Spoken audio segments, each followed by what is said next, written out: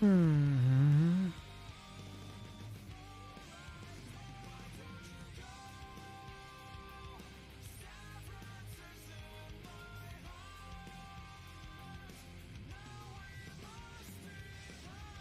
What did they get by reworking that to some sort of selection manager? So I'm getting all that stuff as I wanna, as a bunch. So I know what was selected before I draw it on the screen. Um, so technically I can work with that in my whatever UI thing, because I can just give it like here you the list.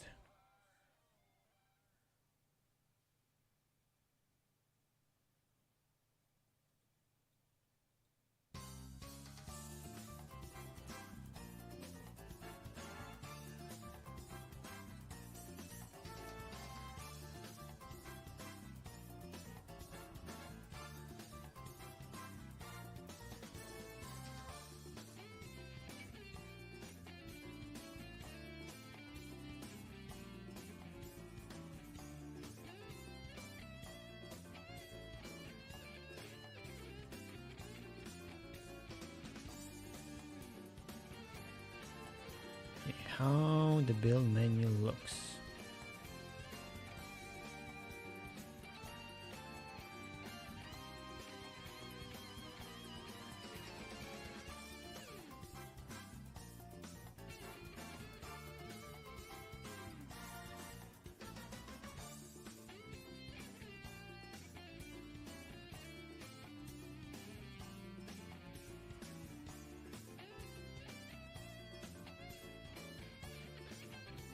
Hmm.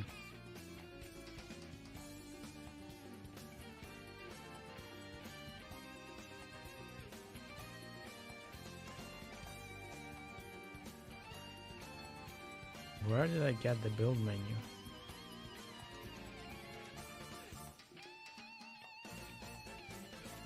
Yeah, there's the menu, but when I click on the build menu... Ah.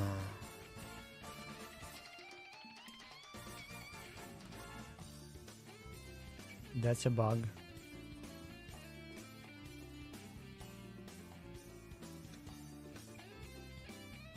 And that's not the build menu.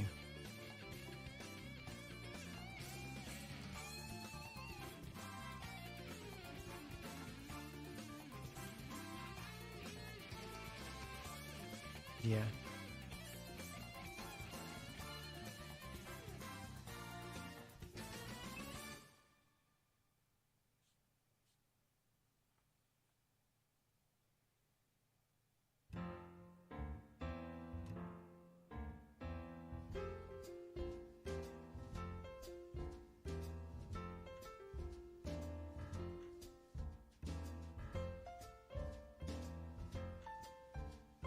Also, today's stream will be shorter if anyone joins.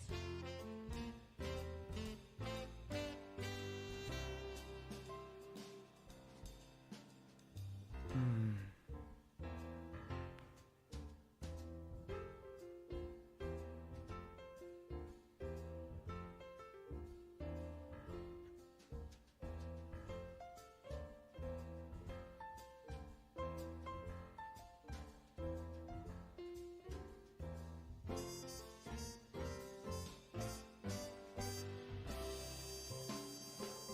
Yeah, the menu is just a container, so there's nothing special happening.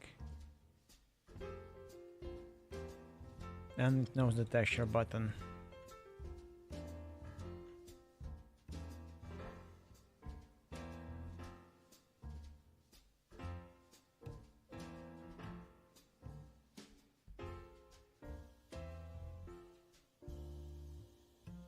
Let's have another UI element.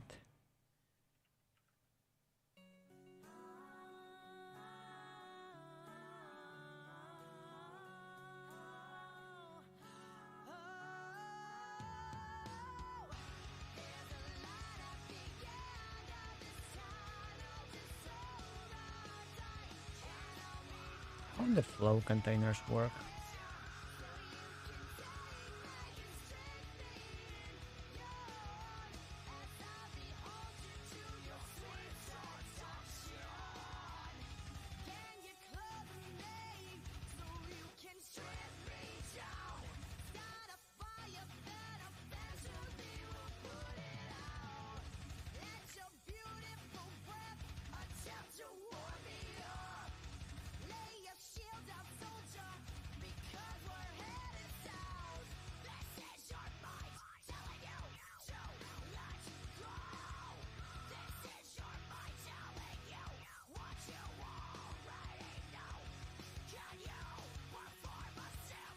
Okay, that's not the stuff.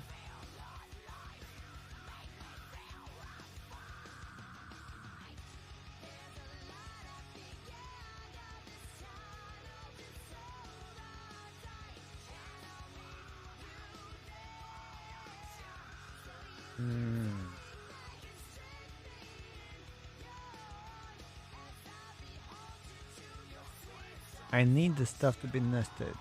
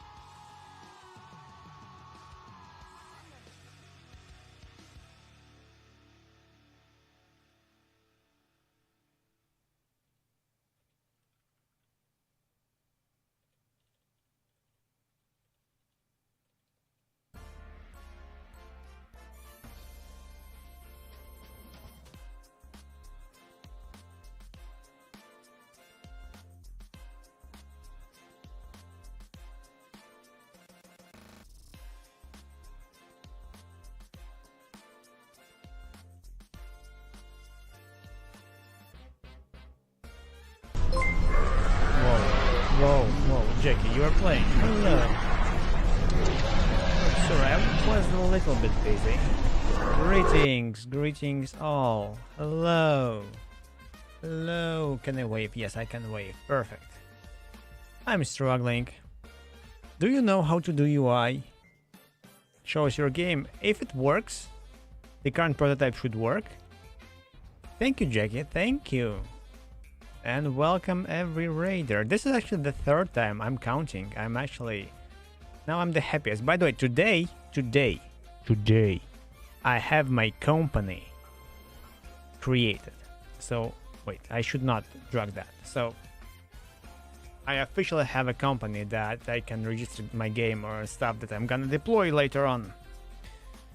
Hopefully this month or maybe next month or some near soon somewhere. The game. So it should be stupid idle flying shooter kind of space stuff. Not arcade, but mostly idle. It's called Going Space Idle. There's gonna be a whole universe. The first game is just idle flying spaceship. So you should select the stuff. Depending on what you select what you build, and then the stuff automatically or by your clicking shoots the stuff. And of course it explodes, those things fly away. There's somewhere collector here, or maybe this thing is collector, so you can... Oh, this thing is collector. Yeah, you collect resources and you build more stuff. Right now you cannot build stuff because I broke it. Of course I broke it. Because I'm working on the UI, and part of the UI does not work anymore. Because why not? Why not refactor everything? For, I don't know, it's like 10's time to of refactoring. Yeah, I actually enjoyed those flying thingies. The best thing ever. Yes. How's your game, Jackie? I think you play more and more on stream. At least it feels for me. Which is good, I guess.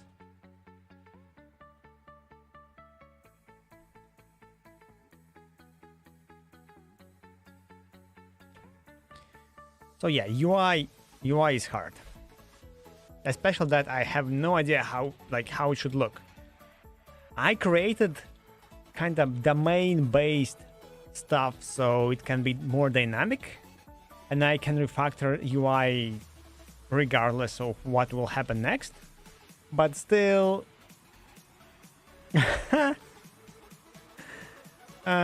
yeah, could be. I actually worked using Windows servers long time ago, but to my knowledge, no one here in Baltic countries do not use the CrowdStrike. Gotta run. Thanks for raiding again, yay! Thank you, Jackie. Thank you. One day I will raid you too. One day I will be big and famous, and with the game. Of course.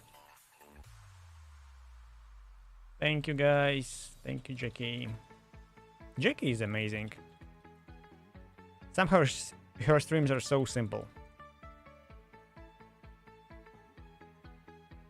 I not being intimidated to, I don't know, just being on the stream, which is great. Usually there are some streamers that I feel too smart for me, or like too down for me, or I don't know how to explain that. You know, there's some sort of like I'm kind of scared to ask a question or like to talk or something. With Jackie, it's easy.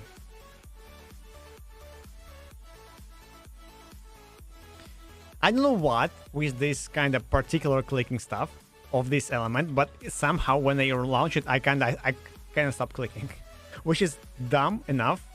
But I imagine if those kind of thingies would also make that kind of annoying sound, you know, like when you play Vampire Survivors or something like that. When you collect stuff, if you get the same stuff, it can be actually addictive, I guess, which something that I'm aiming for right now. I just need to allow the stuff to be built. Yeah, general idea of the stuff, so you have a spaceship, you have a predefined platforms right now. Maybe you will be able to modify your spaceship, but right now, predefined platforms, you select any of those, and on the platforms, you get what you can build on them. Right now, this yellow thing is just a mount for future weapon. Then you click and you can get... Then you can click on the mount and you can build any weapon on that. And then you can upgrade any of those in any order. So you, for example, there's simple mount and simple weapon, then you upgrade your mount to be rotatable or be like following your mount, and then you can kind of aim the gun. Or maybe you upgrade it to be electrical and now your gun has like electric shock or something. Then you upgrade your gun to use electricity and stuff like that. So it should be kind of dynamic, modifiable game, and in the same time kind of idle game. It's not like it should be like only idle game, but for now it grows up to be not as idle as I thought. But maybe it's a good thing. But again, I'm over-engineering a lot when I do stuff because I have technical background. I am actually a software developer for 20 years almost. I use C#, PHP, a little bit of Java, God bless Java. Yeah, so I trying to imply those software architectural principles to the game engine, and I'm struggling a lot. So what I want now, because they're like, if I what I shipped. So if I click something, for example, here, this block here, there's a platform. Underneath is that kind of blue box with 0 HP because it should be built. Is a mount platform, and this here is a gun. So if I click on top, if I enable build mode and then I click, it tells me what I can build. Technically I cannot build anything because everything already is built, but it should show me an option. So the platform shows that I can build only mountables and stuff that can be built on the top of the platform. And mount, this thing here, actually should show what can be built on top of that. And I have only one gun right now. I mean, I have multiple, but in the recipes I have only one. So that's the gun that can be built. So when I click once, I get a lot, like three events right now. Here I get 2, here I get 1. There are like 2 objects, here I get only 1. So those events actually tell what I can build. The challenge was to kind of get those events in one function,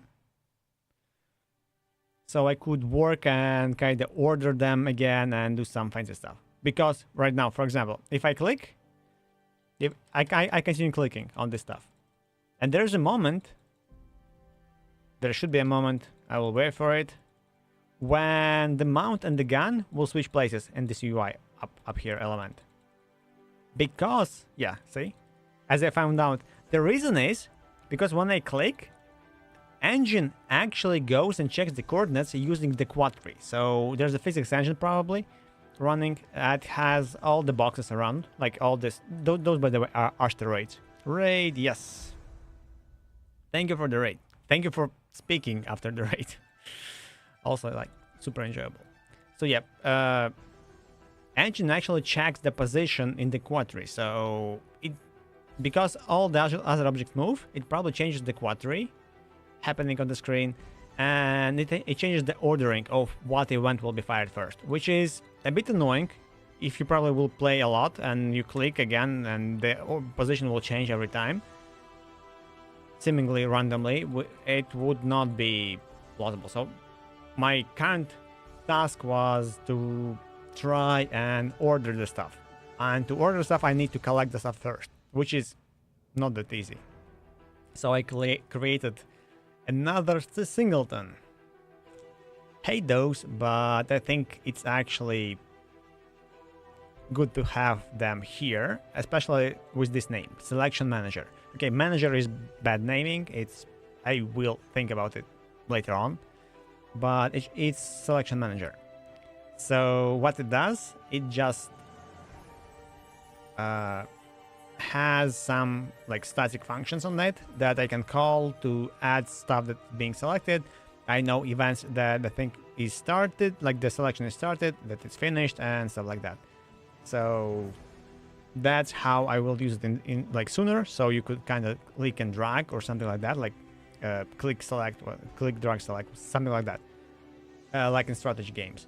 Maybe not. That's not necessary. But right now I use that. So I start, then I add all the stuff that being selected. Then next frame I close the selection, and I notify the menu that, hey, that's the stuff that I got collected for you. And the menu now can order, sort, and do whatever it needs to do. And here I am. I'm trying to figure out how to show that stuff. So what I want right now, because every different object actually shows what can be built on top of it. I need somehow in the UI.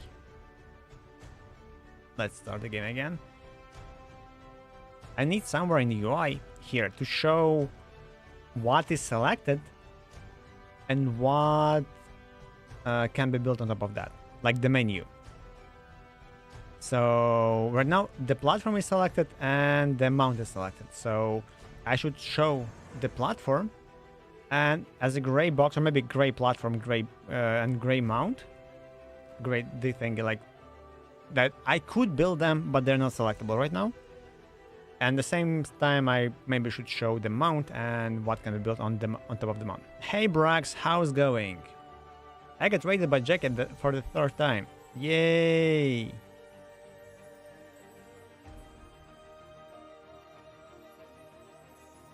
Yes. I mean, everyone on Twitch are friends.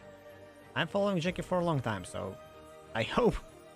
Not that I'm actually like you know talking a lot on streams. I usually just sit quietly and observe, like a pervert. Sounds weird, but yeah, I'm not the type that kind of. When I start talking, I usually talk a lot, so I trying to not talk a lot. And again, I started clicking. That clickety like stuff was exploding. That actually, I don't know, fails. I need to click all of them. No, but what I am aiming for to go to Baratrama, not by this game. So this game is just a building block. I have like probably if you watch Jackie, I have tons and tons of unfinished projects, but kind of main goal and dream of the stream and all this fancy schmancy stuff is to get to some level where I will start making a more advanced game. Nope. Shh, don't tell her. She won't raid me again. Anyway, so I have like many game ideas, many game projects. I participate in previous tour game jams and not participate in this one because I decided like, hey, I have too much unfinished stuff. I don't need like more unfinished stuff. Screw that. And also like the theme is similar as before, so I don't like that. I wanna, you know, something more different. So yeah, my current like game is just a building block for the future games, and I have like global idea to have a going space universe where I will have like many little games that are basically of the same universe. The universe name is Going Space. It's kind of like Going Space 2D or something. And game should be MMO, of course. Why not? Because I will never finish this game and I'm already planning for MMO. But at least the end goal to have a MMO with advanced mechanics where you can build and craft stuff and things like that. How to click that guy? Boom, clicked. So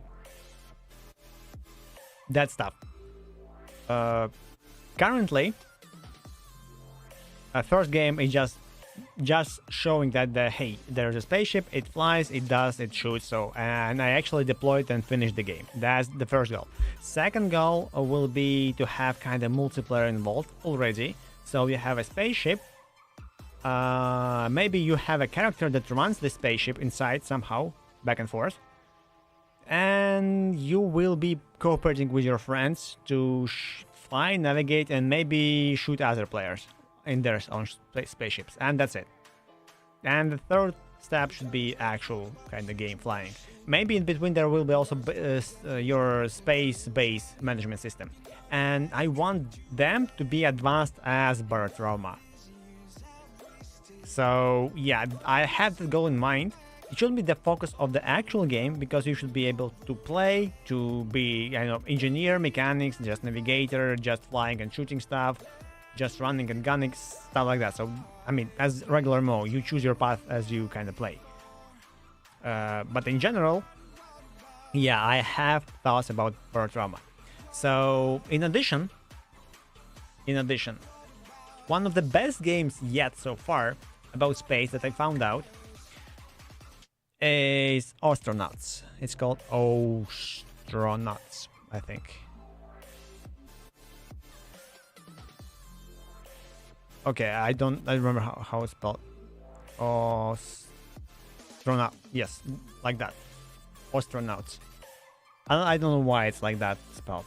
Whatever. So this game, it's single player, but the mechanics inside are the best ever, and it has that vibe when, you know, if you played a Hard Rock Simulator or like Euro Truck or American Truck or like, I don't know,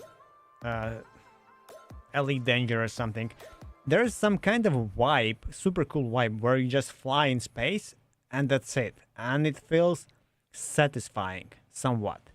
I mean, Star Citizen even have that. If you watch some streams, when you kind of, you know, you just go to your own spaceship, you sit, you start it, you like have some checklist, then you load some cargo, then you fly. So I wanna have that vibe in the game too, in the future game. So that's what I'm aiming for. And yeah, there are some games that I won't stop playing if I start playing this. The advanced mechanics in this game, let's find any like good screenshot here. So it's close to Barotrauma. You have tiles, you can connect them. There are like some elements that you place, they can impact your spaceship, your kind of navigational data, some structure checks, and yeah, whatsoever. So it's kind of like Barotrauma stuff, but you build your own spaceship. In Barotrauma, you cannot build your submarine, if there can be called submarines. So yeah, that's kind of the goal. Also, I have like many different other projects, like Vovolov, that's gonna be just a storyteller, like side-scroller storyteller. Multiplayer game like Robot Energy Wars, it's just turn-based, almost tabletop game, board game kind of style. Mages vs Goblins, which is, I'm actually amazed how they're working out. I just don't have experience to finish them yet, because they're like 3D into the space, which is with super cool mechanics where you need to collect and combine magics, and also you play with your friends. And okay, so one guy will gather magic, speaking,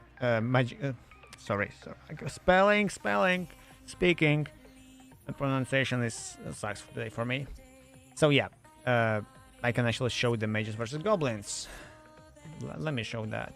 Maybe I should actually have a bit more playable demo for the Mages vs Goblins, because I think this game looks way better than any other of my games. Not finished, so yeah, that's the stuff that I'm aiming for in the future. But for now, I just need to finish my stupid flying spaceship game. So yeah, that's one of the games that I made for Game Jam, at least in terms of Game Jam, but I didn't finish that, so it's not the game yet. But idea was to have it multiplayer. You have your mage guy, you have some resources like this tree, you can chop it down, you gather resources, then you can craft items. For example, this here should be representing a catapult that can throw you, or throw like this ball, for example, so you could pick this up. For now you cannot, but you could have picked this up and put on the catapult and throw it out. Or you could craft the stuff and hit the goblin with the stuff. Or you can actually kind of have your resources, build a magical structure, and then kind of create magical spells there, and then apply those spells for the stuff, and then the stuff will cast those spells, something like that. So the core element of the game would be to create spells, and spells is kind of like a language, kind of programming language. So you'll have different magical orbs and you connect them.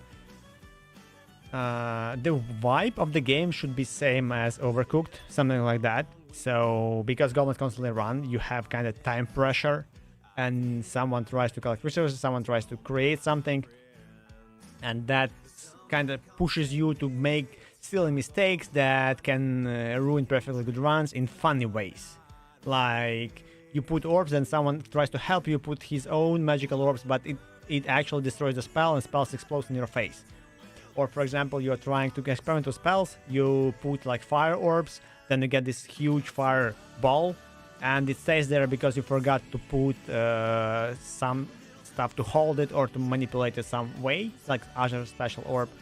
And then that fire orb just stays there, and everything around catches fire because like, you just forgot. So that should be core mechanics of the game.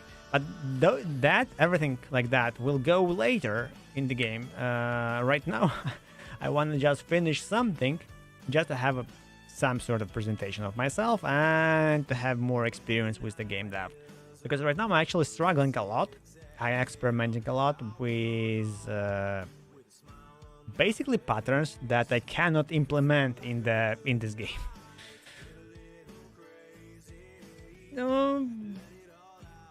I bet like many people cook that didn't like that.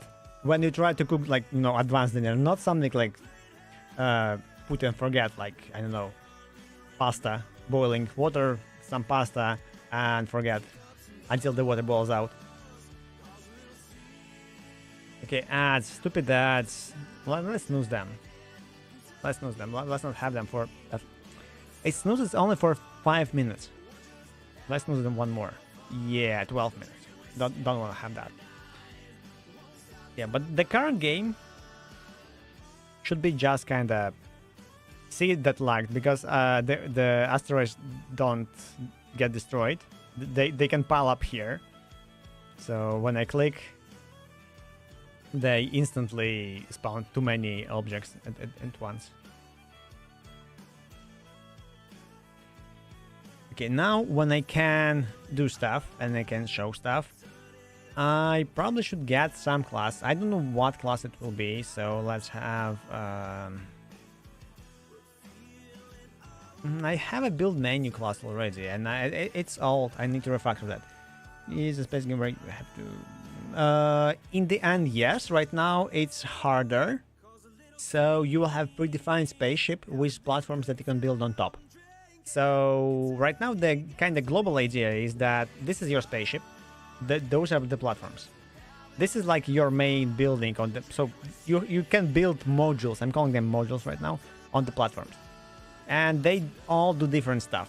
So while the spaceship flies and while you destroy the asteroids, you collect resources and you can kind of use them to upgrade stuff, to upgrade your main core, or like to build stuff.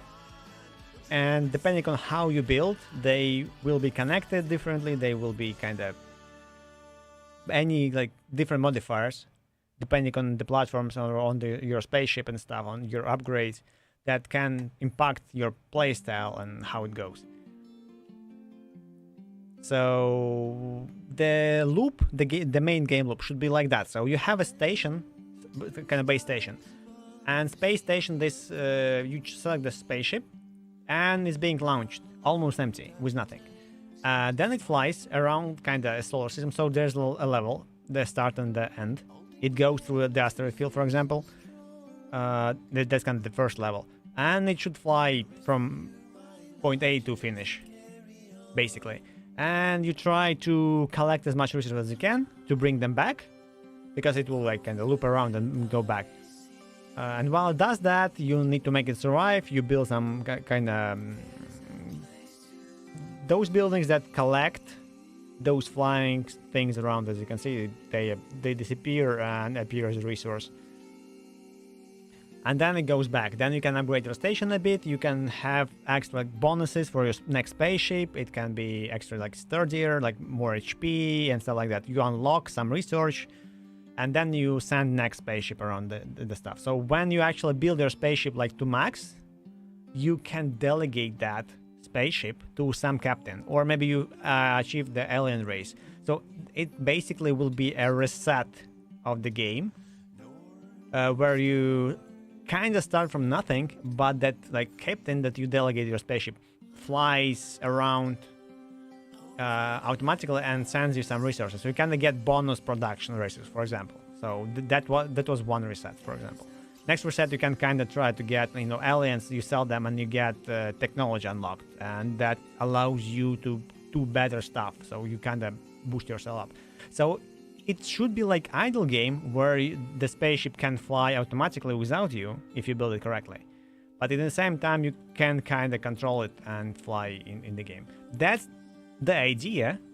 Right now I'm just trying to have a playable version. I'm calling it a playable version. So you'll have a spaceship where you fly, you click asteroids, generally not just by clicking, but having the auto turret or like the laser turret. I actually have one. I just not buildable yet. I have the laser turret that actually shoots the laser and drains the HP of the stuff. So yeah. And then you kind of build the stuff, and then you can close the game, and you come back, and the spaceship already finished flying. So, like an idle stuff, like an idle game. Which the main idea of the game was, at least from start. Maybe it will change, because this game should be a prototype for the future, where you will have actual player character that runs around and builds the spaceship by blocks. Multiplayer stuff, you will play with your friends, and it's basically like Puzzle Pirates. The next game that this game will be the base for, I mean, you probably understand. So the next game of this one should be kind of like Puzzle Pirates. So you have a spaceship, you control that, but every player has its own task. So one will actually go and punch holes in the spaceship, one will go and manipulate the engine's room and try to kind of boost the stuff and production up, fix everything around, like a broad drama. That was a nice mention. Someone will actually control the spaceship, someone will actually tell the captain that I forgot how it's called, the hellman, that would, hey, there's the actual spaceship enemy, go there, fly there, something like that. Then there will be a gunner that could actually aim and shoot, but he will like only see his own part. So yeah, but that's the next game. That this should be kind of the building block for the next stuff. And then there should be MMO that's already with registration, servers, and everything else. So right now, just simple, stupid flying spaceship that does not have proper UI. So let's fix that. And how do we fix the UI?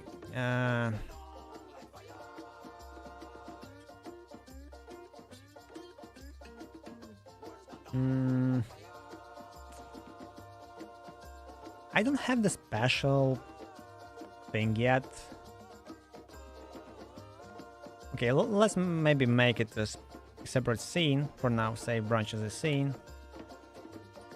I trying to go modular approach, so it's gonna be UI, menus, upgrade menu. Let's have a new folder called build menu. Boom, and save that here. Build menu. Good. Now I can go to build menu and work with that. And of course it's empty, and I have no idea the size of it. Oh, because it's empty.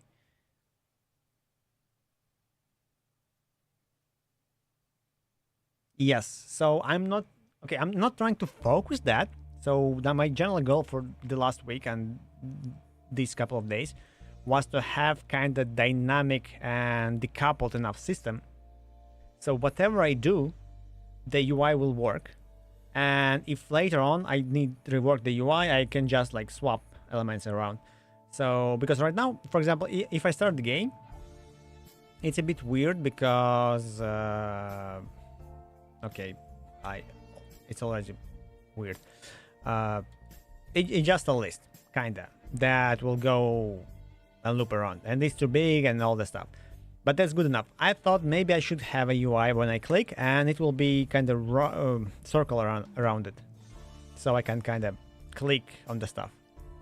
So I select the element and then I build this. Select the element, upgrade this, which is probably better.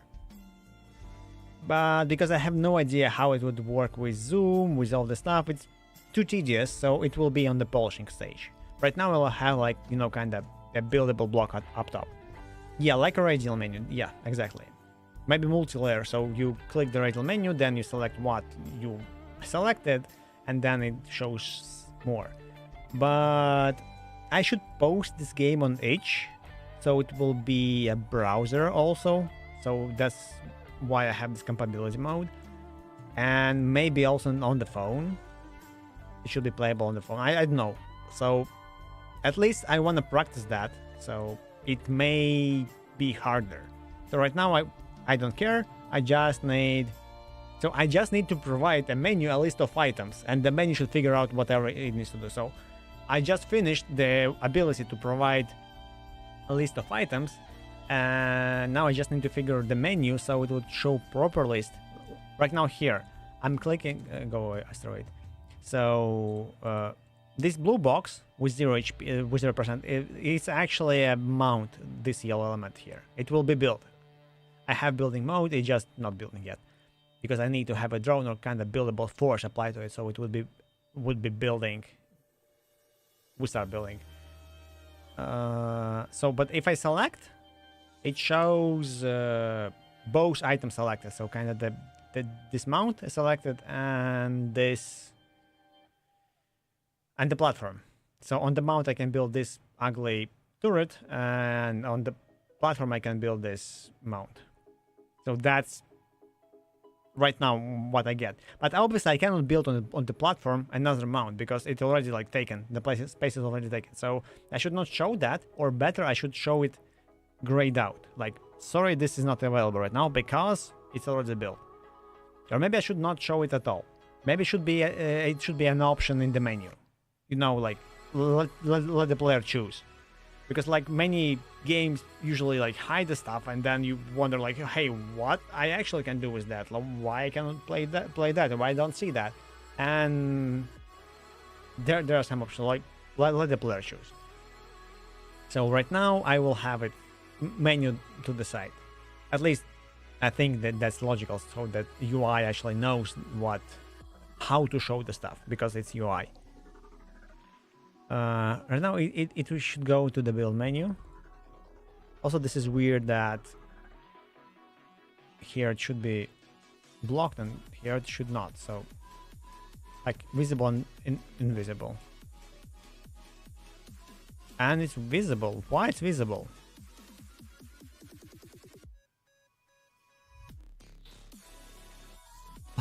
UI promos are already starting. Why it's visible? Why? Thank you for the follow. Oh, it shows the stuff. I forgot. I completely forgot. Yeah, that thingy of the Simeon world. Yeah, thank you and have a nice day. Thank you for the follow and the raids and whatsoever. Really nice to meet new people, especially when you're a level streamer like me. Cheers. Yeah, I haven't heard that word for such a long time. Yeah, my English not the best. Need to learn. Need to practice more. Okay, where's my UI? Why it's showing me the... Why it's visible?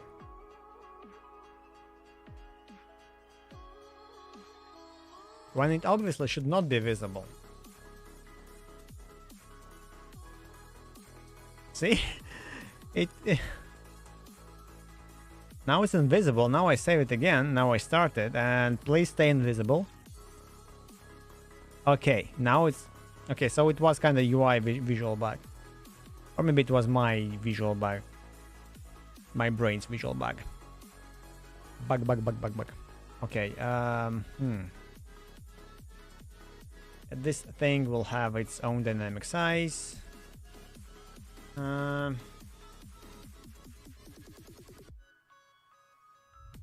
Yeah, let's have extra options here. Let's work with this menu. Why it's called menu? Because I wanted it to be global. Build menu. Show me where you are. I had this old script in the scripts folder, so... you know what? You are too old. Goodbye, stupid script. Tasting mouse entered. Screw that. That was tasting scene. Don't need that.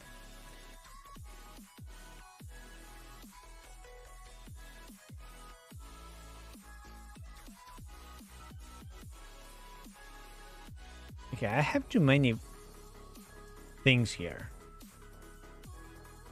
that I would need to refactor also, because I don't need the scripts folder here. It should not be there. Module approach assumes that I will have only modules, and every script and picture and everything will be in the module, in its own module inside the folder. So that's how it should be. Okay, player states, state machine, scripts, nodes.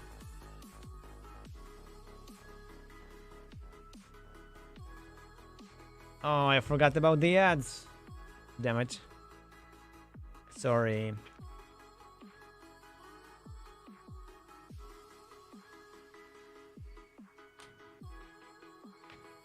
Yeah, first thing that I'm gonna do after the game reaches playable state. That's what I said. Like, I will do nothing until the game goes to playable.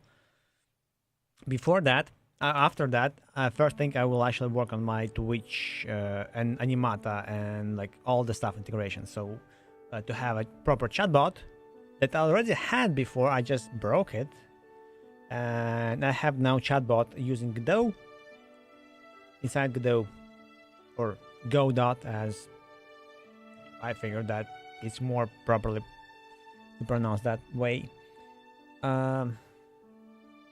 I will have this animata where I can walk and move around as a dinosaur. What else? Yeah, Twitch chat sounds. I will add more sounds, and I will finally rework and fix my Discord channel, because right now it's a mess. Not real mess, but still a mess. So I will need to have a proper kind of invitation link with all the rules, acceptance, and what people usually do there, with all the fancy schmancy stuff. Okay. Bound UIs. So I have this auto close bool. I'm not sure if this is used. I actually don't care. What I need is to have maybe... Oh, I cannot add it here. I can make a bad kinda thing. It's not bad. I forgot how this pattern called, but I don't like it. Where I can extend the menu and add my own implementation of some methods to actually kind of extend and override.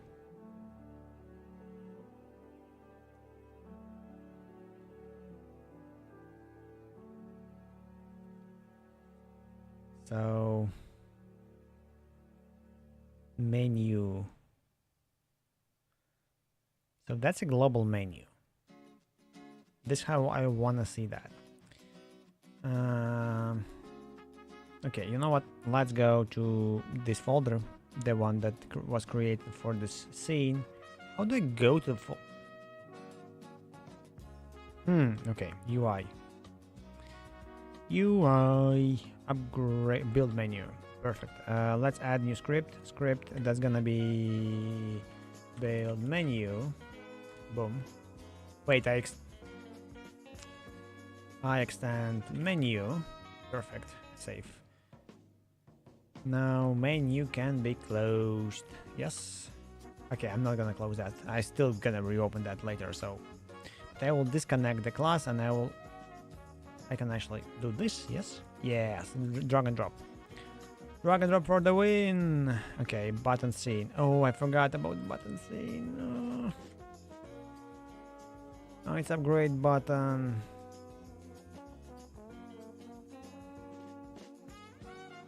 And I forgot what I had. Please don't tell me that. Okay, it's gone. It's forever gone. Maybe it was upgradable button menu.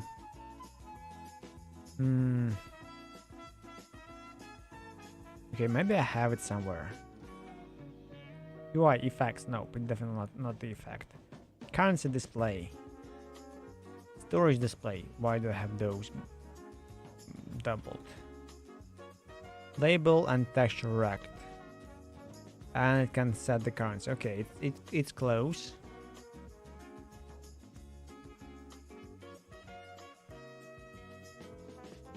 but attribute. Build. What do I have with word build? Build menu, controller, state, builder, inactive state, waiting for free slot state. Nope. Nope. Nothing. Nothing. Script. UI. And of course not. Wait, it has... It needs to get a packed scene. Okay. Okay. Let's just then experiment what I can put there. Maybe it was new. Maybe it was not... Oh wait, I cannot have a new... Yes, I can.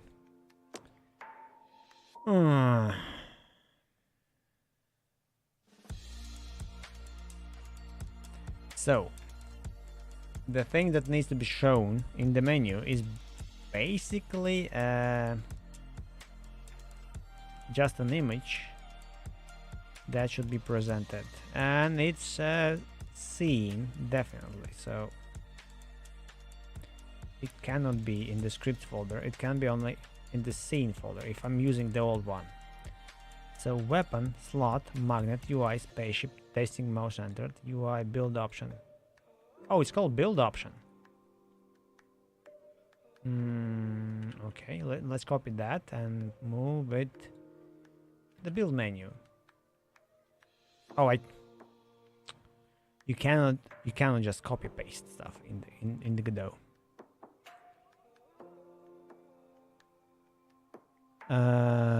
Error, script, UI, build menu. But I deleted you.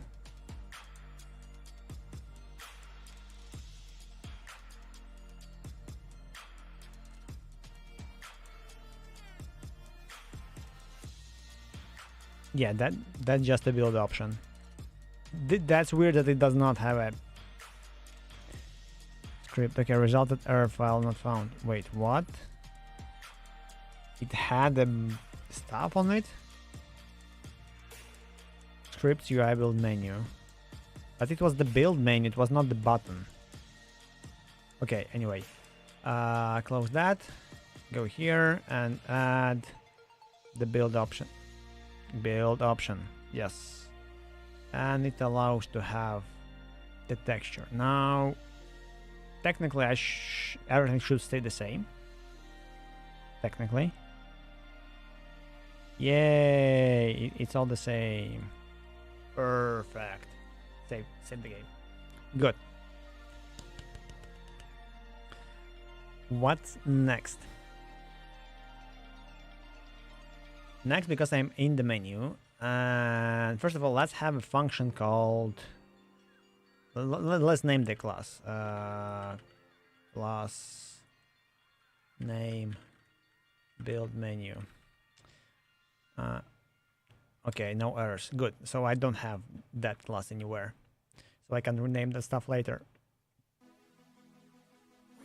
I should have a function called add options, and it should be options as an array of type ship module. Wait, it was not ship module, it was a recipe. Shape something recipe. Yes, I need to have a list of recipes. Void and pass, of course. Now what I need to have extra, export, allow, wait.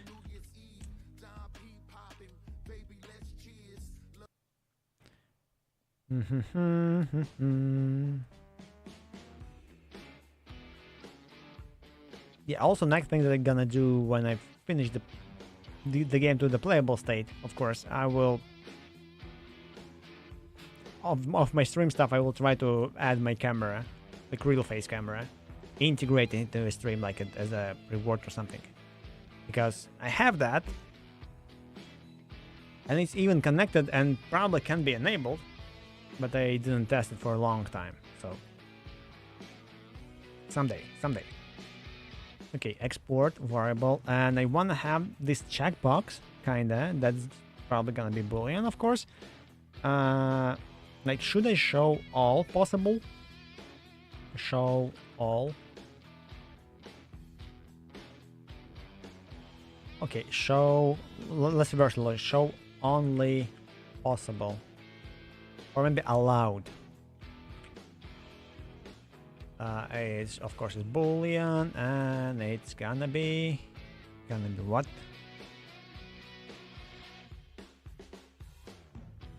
By default, let's show only.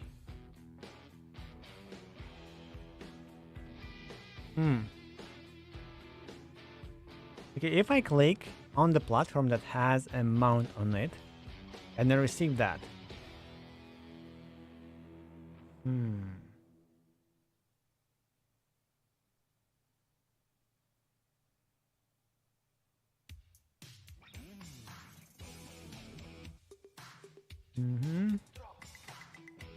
Show only allowed. True. An extra option export var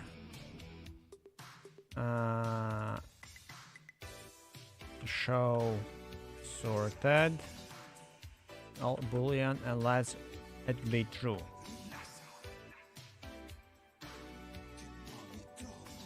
And now I can later on have like some sorted functions like mappers, filters.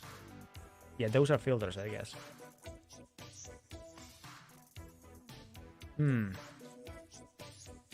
Okay. Okay.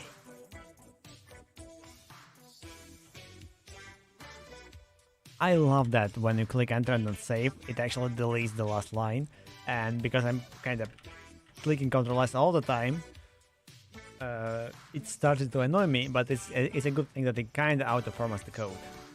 But I don't like that it does not format code more. Okay, also this is weird that it shows only one unused variable because there are at least two unused variables.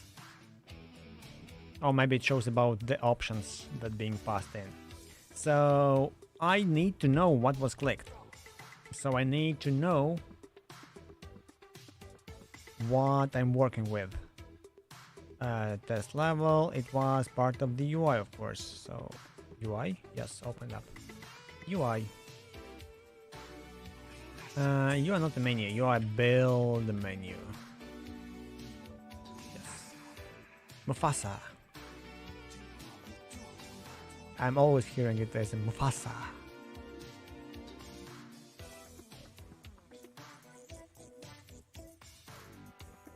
Okay, when I finish selecting buildings, I know what I selected. Maybe I should push that all this logic to the... Yeah, I should push that all this logic to the stupid menu. So...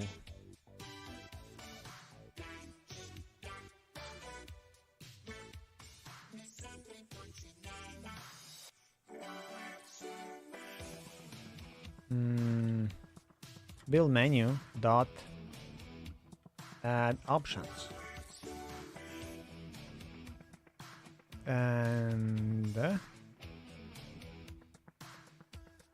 selection manager get list as array of type ship module. Boom, and everything else goes away. Okay, now I don't have a highlighter, of course.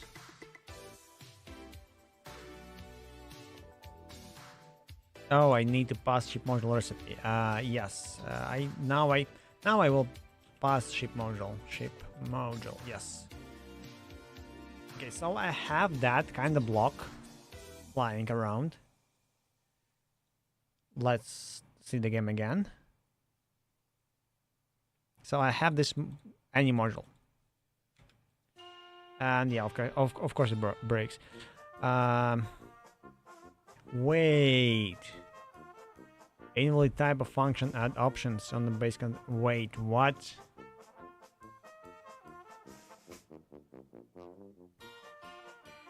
Don't tell me that they think that it's It's a build menu, and that's an add options.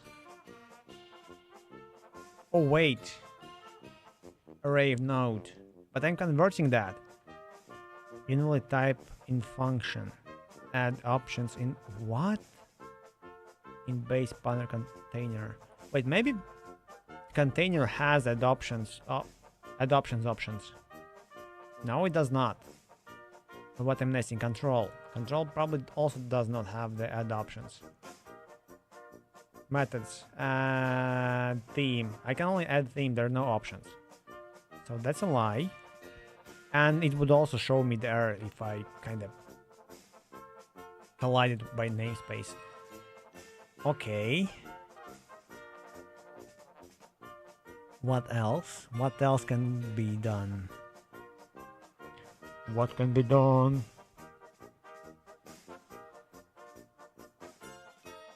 The array of argument 1 does not have the same element type as expected array. Okay. As expected typed array argument. Okay, so it maybe tells me that I have wrong array element. I'm not fully understanding like this error.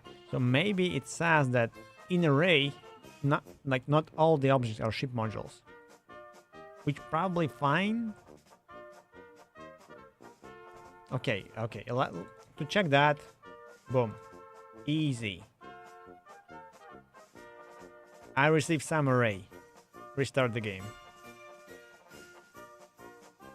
Also, somehow it starts to take more time. Okay, so it works now.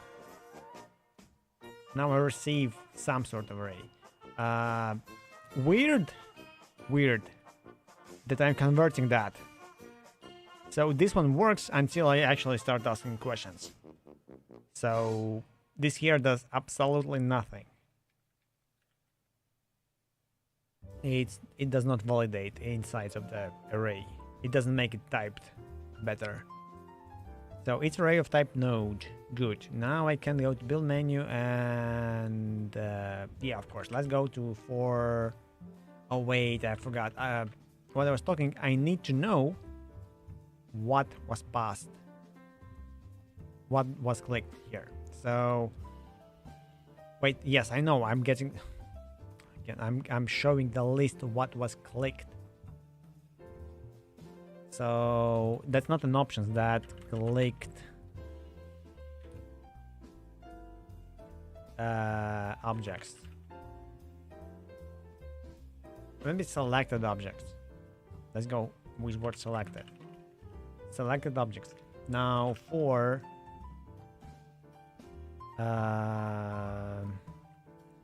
object in selected objects, I will do some magic.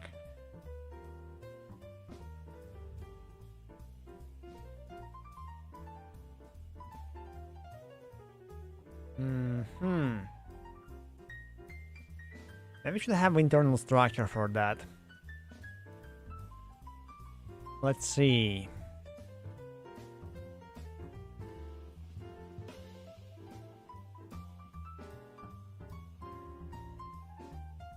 Do I set up a grid container? Should I set up a grid container? Probably. Anyway, let's grab another drink, sip of water.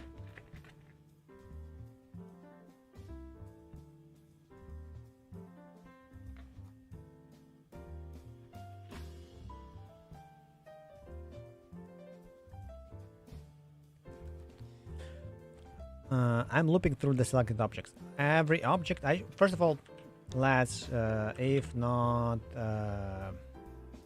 object is shape module, then continue, and before that let's type that everything is bad. Print error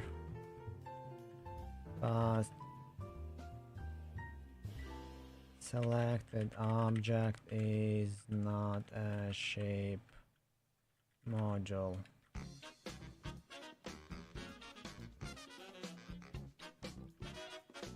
Let's have it as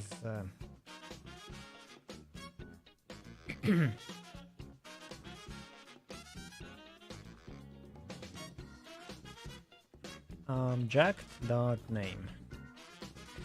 What I actually hate that when looping around here, like when I would loop, I can have empty element of array, which will break this part. This part will work, this one won't. And that kind of annoys me.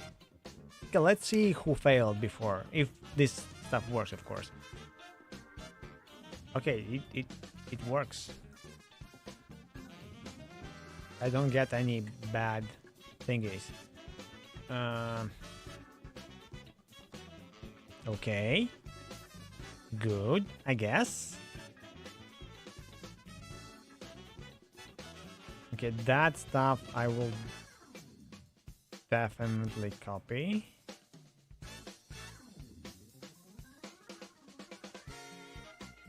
To the separate function. Function, ABC, ASD, whatever, I don't know the name yet. I'll figure the name out later on. Control K, yes.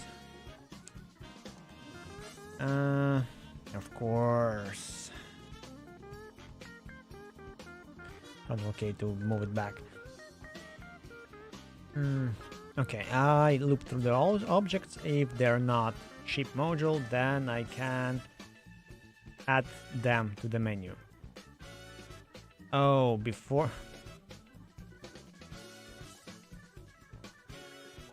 Can I sort child nodes? Order like okay, I will just Google that. It will be faster. So Gdo grid container Google sorry, grid container sort nodes.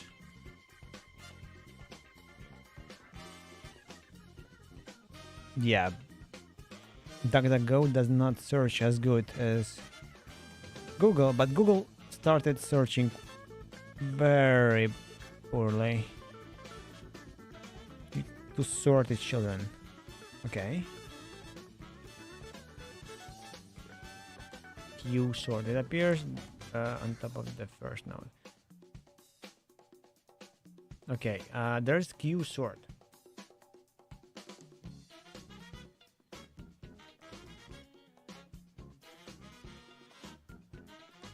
Oh, it maybe works only with control nodes. But wait, they all are control nodes. Okay. Just yours. Can I do Q sort? Okay, what do you do? Container, of course. Yeah, here it is. Q resort of contain children. This is called automatically anyway, but can be called upon request. Okay. So this is not the thing.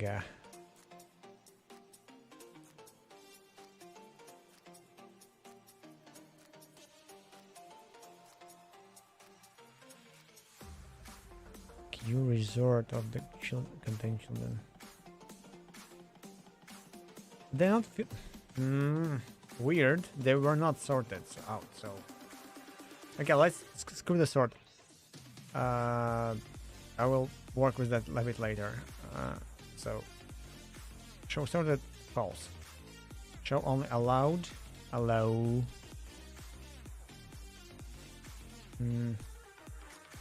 So if I'm here and if that's a ship module, then I can go and make add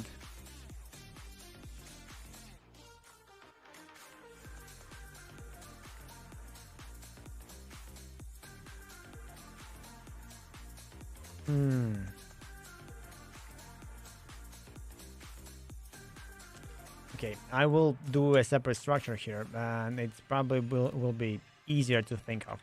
So class Layered option list. Maybe just layered option list. Layered option. And it will have variable called layer that's of type integer. By default it's -1. I don't know why. Let it be -1. Then the next layer should be a layer. Sorry, yeah. Layered option. I need to know the layer. I need to know who, on top of what I'm building, and the recipe. So let's have the recipe.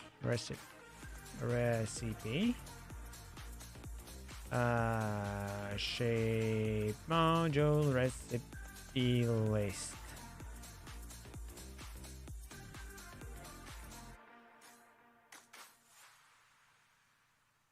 List, yes, and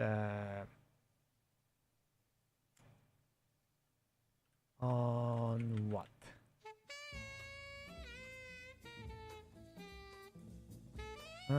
Let's just have it as an object. And it's gonna be just some node. No, it's gonna be a sheep module. Boom, save. Also adds in 2 minutes. What I will do.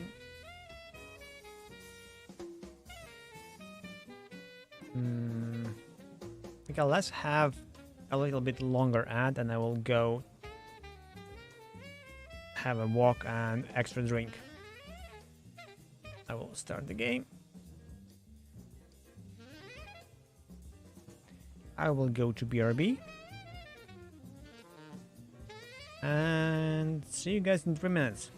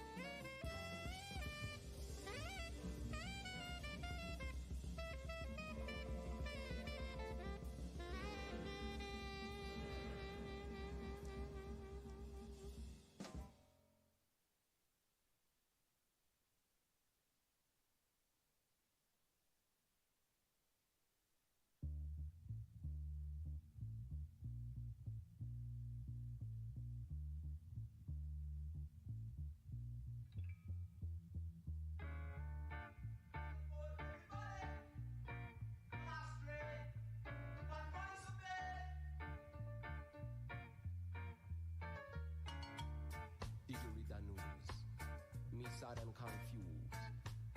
See the people dressed in a black, body burial of Roland. Him a dead, as you couldn't even know. Now if you listen carefully, man, very I am partially back. I got snacks. Seaweed snacks. Seaweed snack. What with wasabi?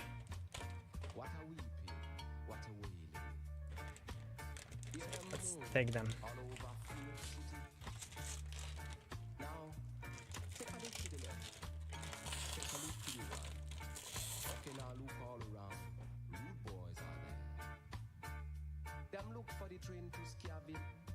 Hello.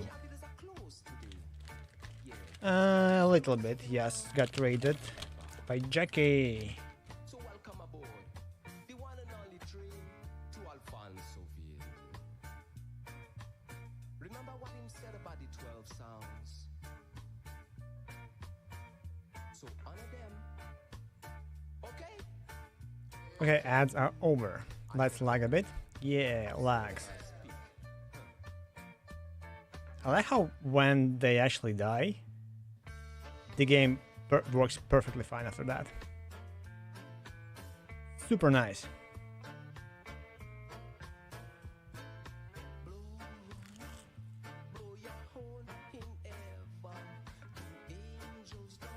Wasabi.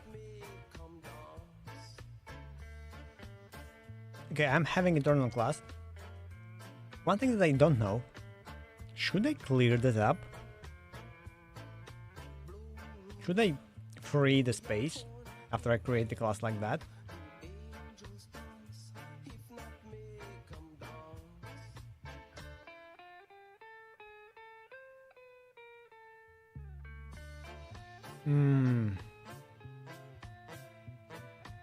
Also, how do I sort an array, by the way?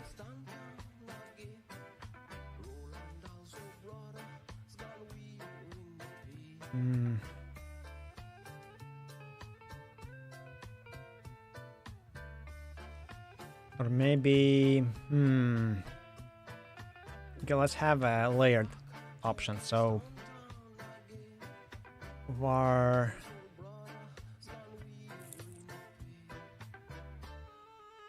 objects. Maybe... Okay, let's call it a list. Var list of type dictionary equals nothingness. Then for every object, okay, that is an object. So first of all, the object will be the key.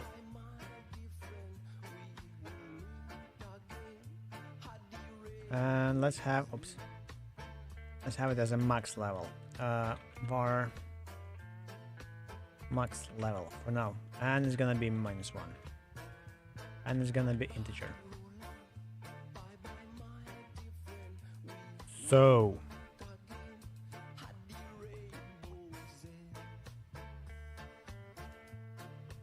bam, bam, bam, bam, bam.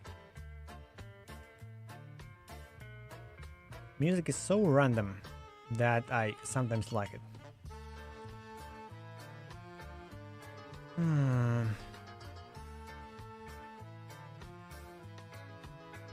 I don't know how to work with that. Okay, let's say I will go... Okay, if... Or maybe... If the list has object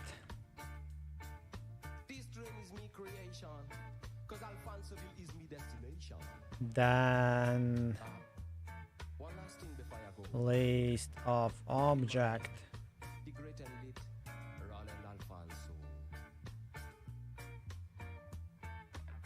Okay. I don't mean yeah, I said okay. Okay, let's say it's array.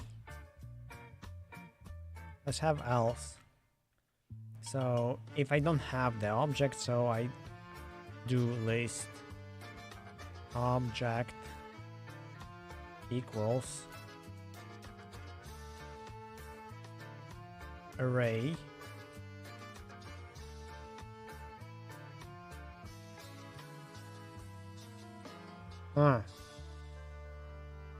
yeah, array of how do I call it? Recipes, shape, Module recipe. Like that? I forgot how to create an array.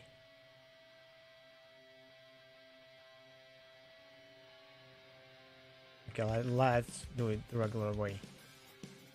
Okay, I cannot do that. Can I go and do new array? Okay.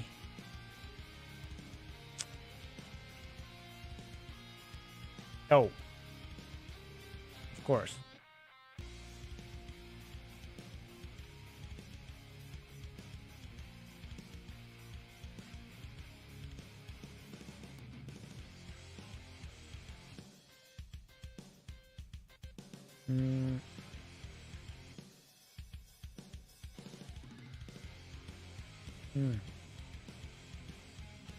Let's get the recipes then.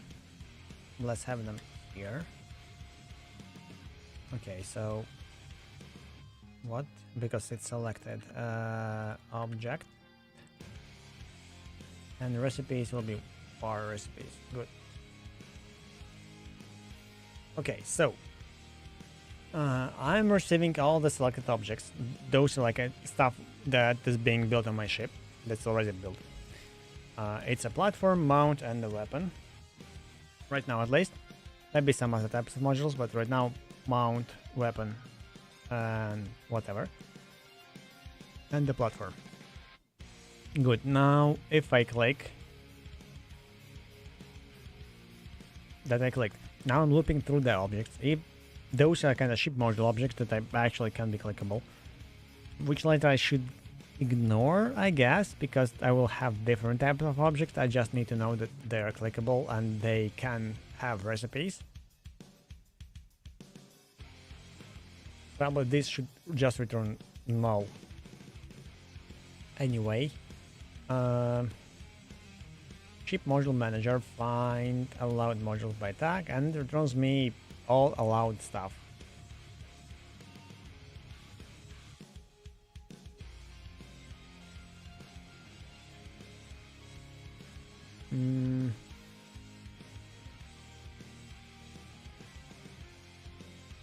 Can I have same level elements? There's no need. I'm looping through the ship modules. There are like 3 top. Okay, maybe there will be 5 or 10 or whatever. Every module will have its own level where it's being built, like how far from the actual platform it is.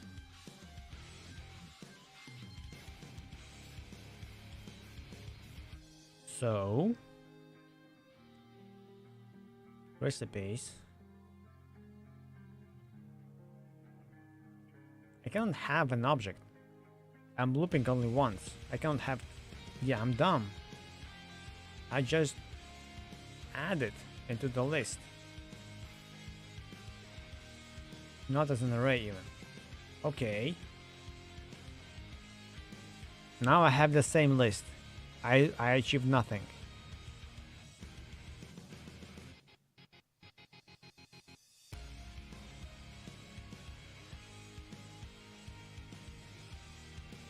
Can I access dictionary record by ID? By index?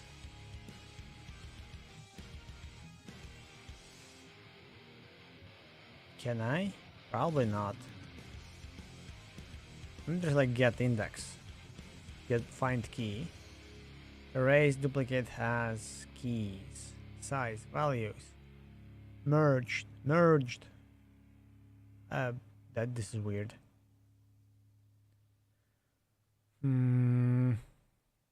Get or add. What? Weird function. Gets a value and ensures that the key is set. If key exists in the dictionary. What's up? The vibes. Greetings.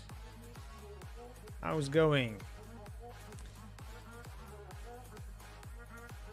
Oh, Tasida, greetings. Spice didn't tell hi today to his friend. I'm disappointed at him.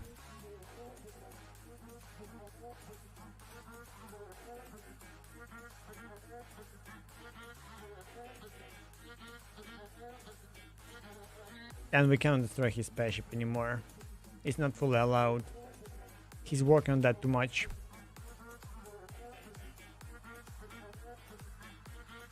Going. Okay, I don't understand this phrase completely. Oh, okay, now I understand. Yeah, the pauses. Pauses were weird. Greetings. Yeah, so generally, now it's going better. With some vibes, of course. I'm doing UI, the most hated element of everything, I guess. But right now I'm not actually doing it pretty, I'm just doing it solid, or at least having proper elements to show up. Because like the prettifying and everything else will go to the polishing stage. I just need to have buttons so I could work with them and I could use them.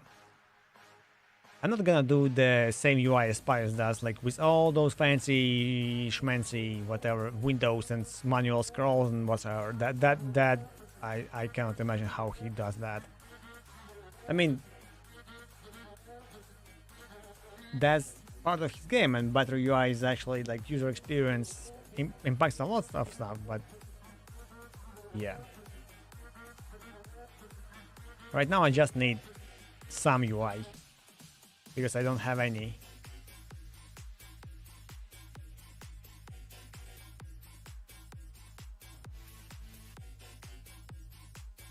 So, recipes, ship modules.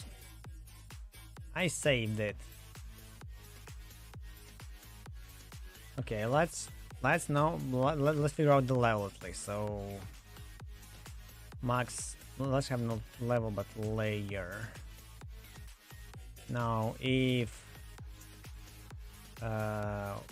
object dot layer higher than max layer, then max layer equals object layer. Is it layer or is it just get layer? It's layer. Why it's not visible? I don't know. Maybe it forgot here that it's ship module. Oh, maybe it just... Yeah, that's the stuff that I don't like a little bit about GDScript here in this kind of editor. That I know that this is ship module because there's no way how that it won't be a ship module. I'm checking for that because if it's not, I'm already not here. As for that, it needs to kind of figure it out. And there's no way of me telling it like, hey, you're actually looping through the ship modules. Or at least I don't know that way. So I just assume that it is like that. But get tags also blue, so it also doesn't know. Anyway, I know the layer. Now I need to keep only the highest.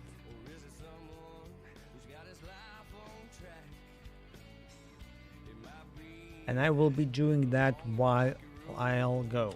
Okay. Var.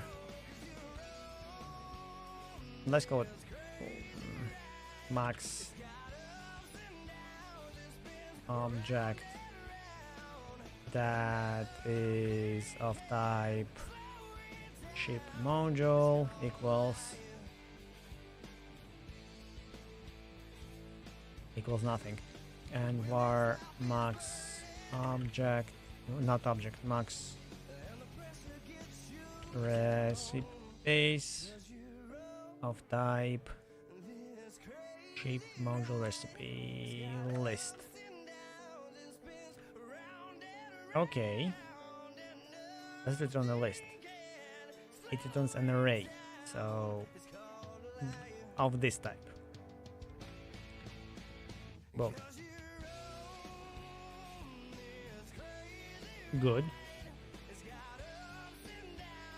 So if that one is higher, I just add max object equals object and max recipes equals recipes. This one I don't need anymore, and this one I also don't need right now. Okay, so by the end of this for loop, I should have the max object and max recipes.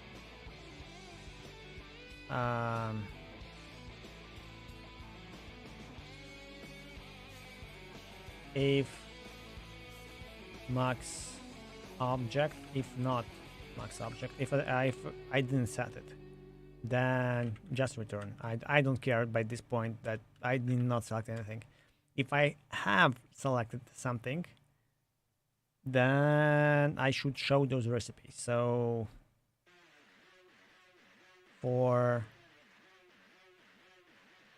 let's copy that. Boom.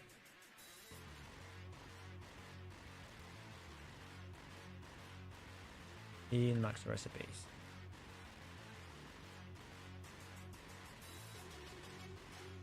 I have this function on me. Boom. I don't need this layer. Selected, not declared. Well, okay, I don't do it. So I will add it here. Can I?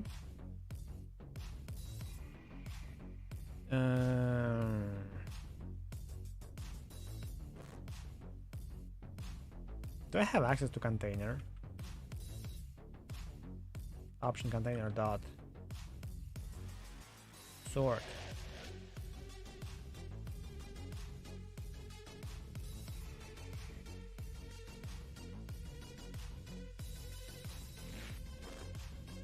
Okay, I have only Q sort. And it says that it does it automatically, which is a lie. Also, I don't know how it sorts. It just tells like it sorts, but how? How are you sorting that?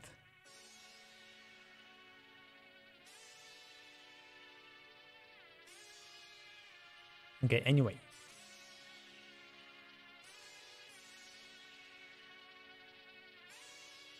Something should happen.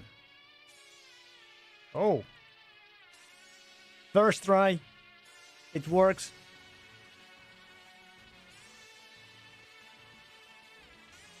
I'm amazing. It works.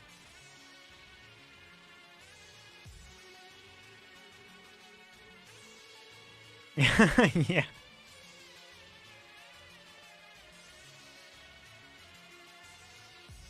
By the way, today I got confirmation that my company is registered. So I have officially a company that I can do some fancy stuff with. I'm not a VAT payer yet, so I have no idea what to do with that. Taxpayer. And what does it mean, actually? But yeah, I will try to work with that. Yeah, actually, wait, it's not called CEO because CEO is actually the guy who has a salary. So I don't have a salary. I'm how it's called? Holder? Owner? There was a word and I forgot it. There are two words that you can represent the company. You can be like a shareholder that kind of, you know, pays the company and stuff. And you can be the board member or the owner kind of. So yeah. Now I can register my own company in Steam and everywhere else, and I can ship it as the company, which is super cool.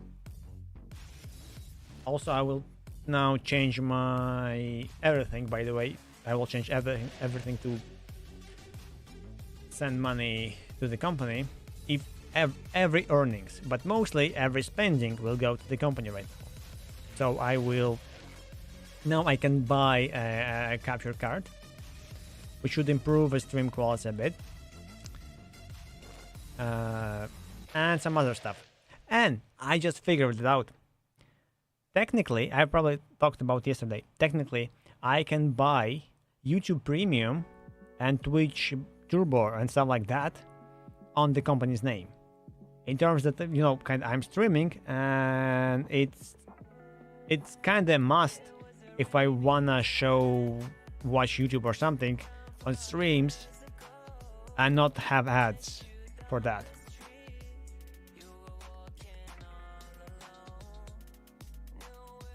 Yeah. Negative. You forgot the minus there in before that.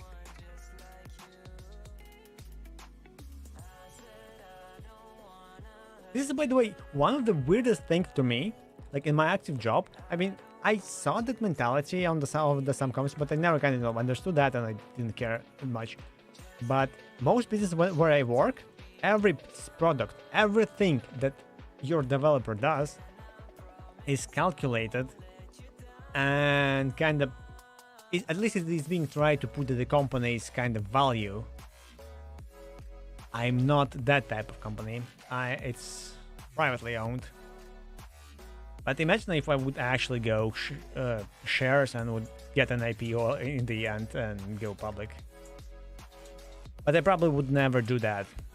Even if, let's say in my dreams I'm super successful, I have company, and I made another Baldur's Gate 3 or Minecraft, something like that.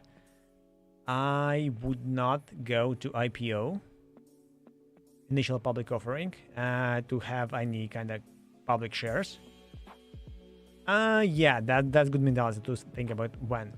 So, because one thing that I understand, like one of the reasons why most AAA games suck. By AAA, I mean the Blizzard, for example, and like EA, stuff like that, because they're being like publicly sold, so there are shares, and everyone like in the actual executive kind of order for the company,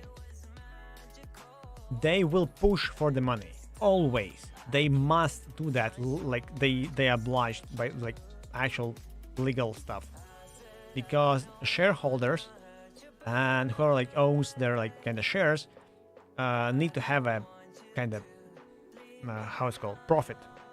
So, and if you know that you can earn more money but you decide not to, and they will find out about it, you will be kind of in trouble, because they will sue you, because you could earn more money but you did not. You purposely decided to not give them money, kind of, which is super stupid, but that's how sadly business works.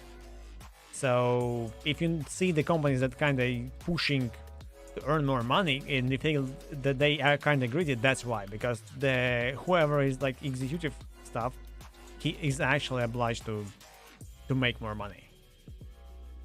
Has the Blizzard with their like Diablo Immortal, where they suck money where they can. If it's legally possible, they will do that. And I really, really hate that, so I don't want to go that. To my understanding, there should be a rule, kind of, if I earn more money than I expected, I kind of may spend that money as I see fit, regardless of what the board director and whatever tells me to do.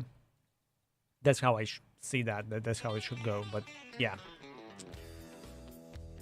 And because they're like, kind of budgets and profits and stuff, and they need to close their quarters and the year maybe with profits, they try to pull the money out of everywhere, even though it will hurt company in the long run, like Blizzard, for example. Okay, I actually like that clicking anywhere shows me what needs to be shown. So if I click the platform here, I see this stuff. If I click here, I worked all stuff, but I have the gun, which absolutely amazing.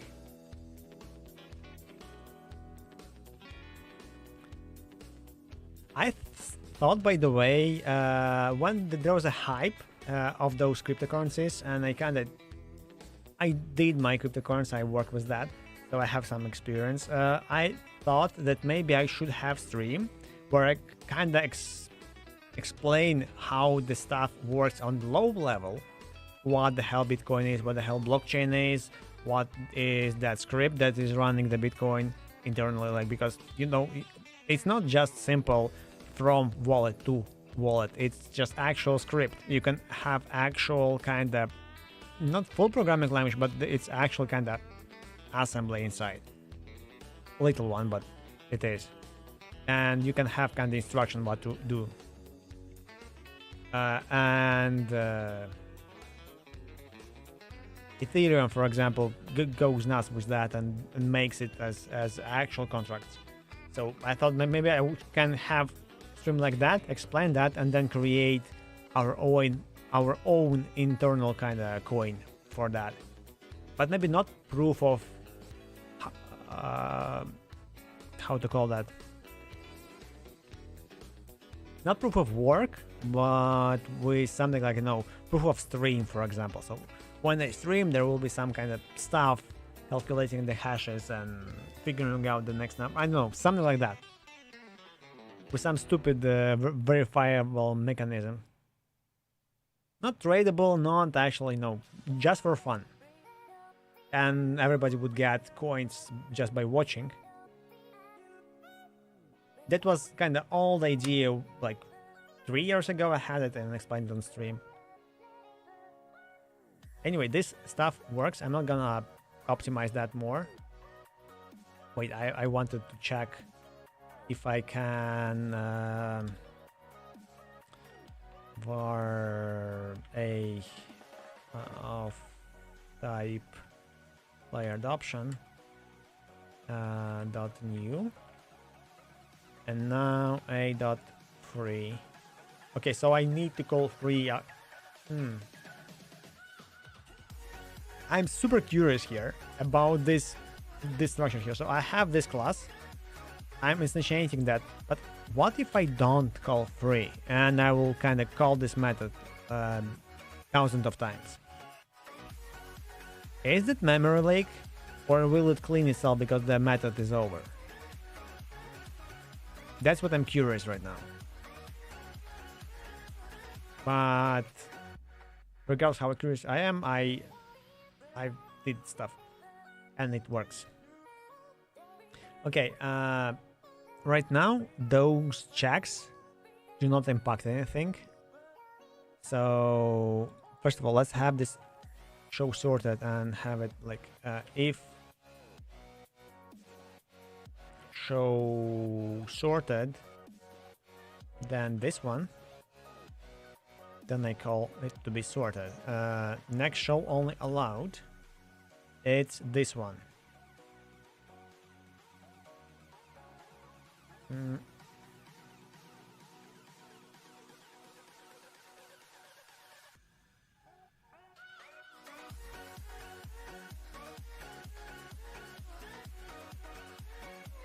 Okay. If show only allowed,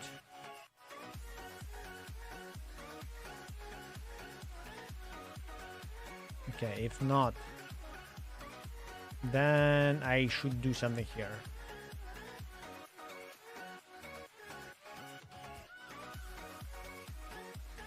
Technically I should show all the recipes here, but I already lost them.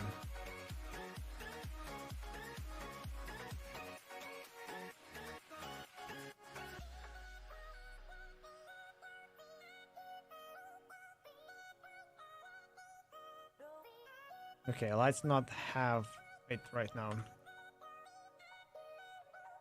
Because if I want to show all of that stuff, I actually need to show what I'm building upon. So I need to have different UI. Okay, so right now I'm showing only the last stuff. By the way, sort is here redundant because I have only one object on top of everything, which is, and I keep forgetting that I don't enable the build mode by default. Maybe let's have a UI build button. It will switch mode. Add child node. Let's have it as a option button. Nope.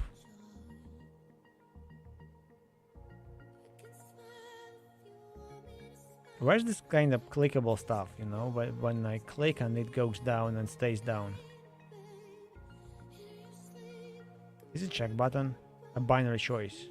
Okay, yes.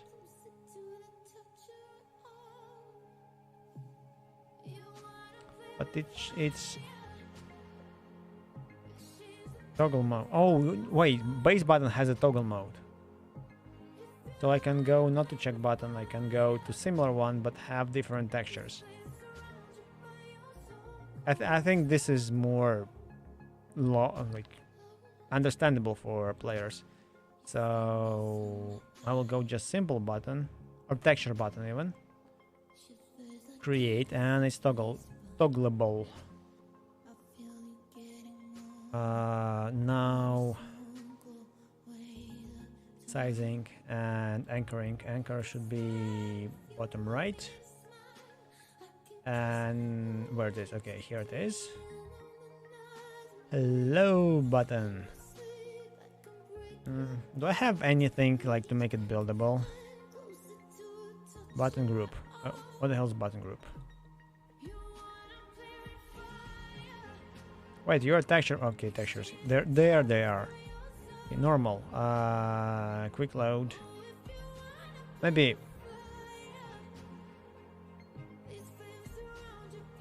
Where was that image? The image texture. Okay. Can I do quick load? Let's see. Nebula, turret. You know what? I will actually draw the buttons. I forgot the name of the program.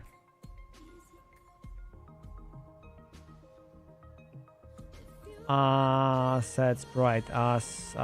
Something with us.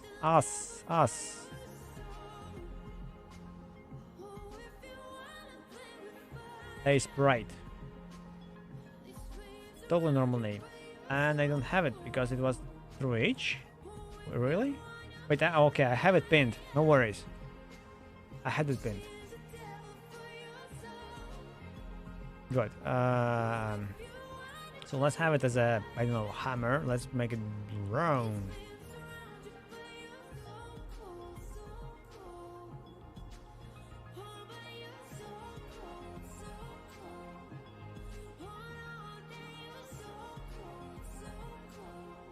Okay, one. And now the metallic something.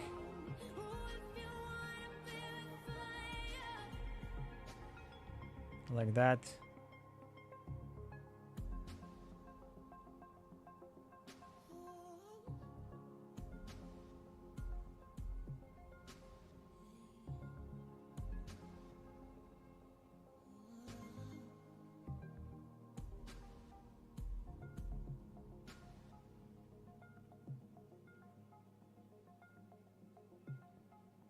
Okay, looks good enough. Now the end part.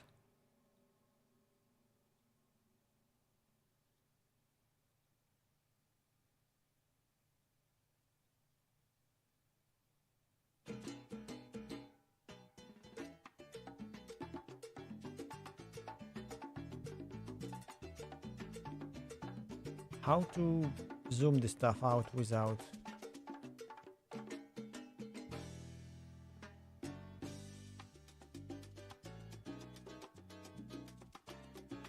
Okay, control and scroll. Okay, good. Save. You're gonna be PNG. And where am I? Drones. Nope. Module entities.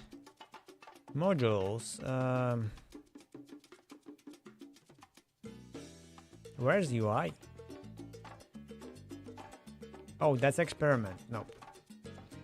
Dynabits. By the way, company's name is Dynabits. Yeah. Okay, Mage vs Goblins. Where's my going space idol? Here it is. Modules and resources, components, UI, menus. Yeah, let's have it as a menu, and here I will have it just a build button.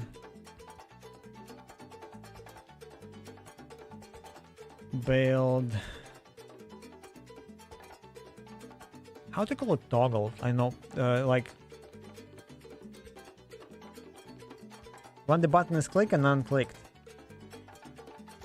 How the unclicked is named properly? Build.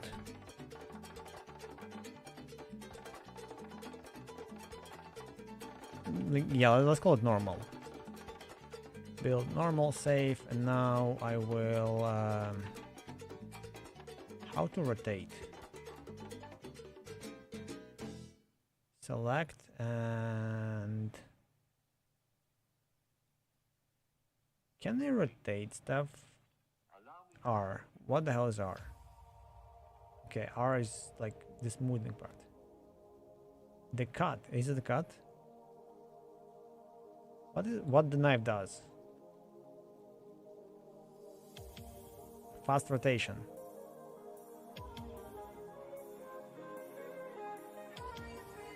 Okay, what if I... Okay.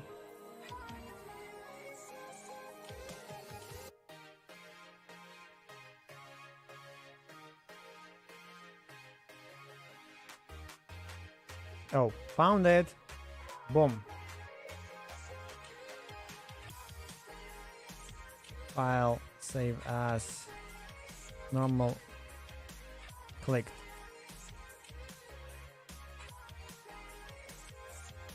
And now let's fix it a bit. Remove stuff. Those.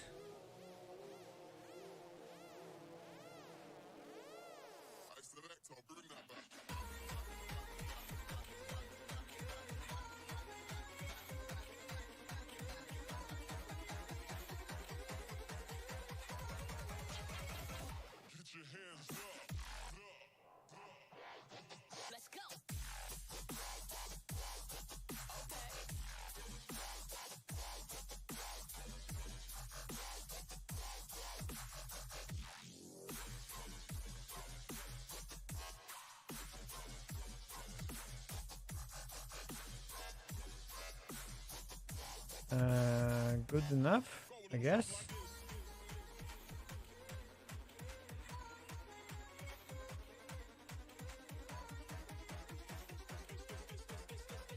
Good. I have new two buttons. Now let's make them here. What happened? Quick load. Build normal. Disabled, mouse pressed. Build. It's called clicked. Whatever. Save. Now let's see how it works. This is the end of side one of this record. Yay! It works. Now let's do fancy schmancy stuff with that.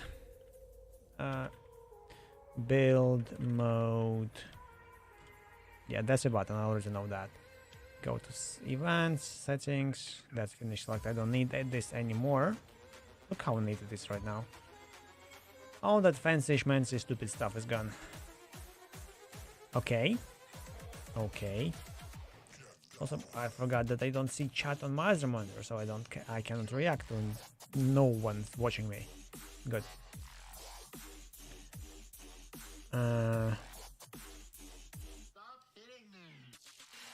Build mode entered. Even bus. By the way, did someone of you already went to the watch the how the movie is called?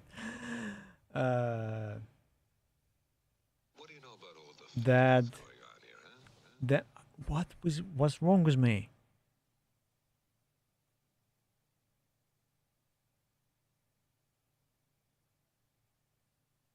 Deadpool. It took me a while to remember. For some reason, I was having a word, was it like not pool, but hockey. I don't know why and what. I remember the game because it was a pool, kinda.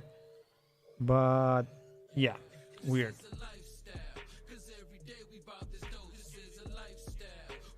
I bought my tickets for this Saturday, in the midday, so I hope it's gonna be fun.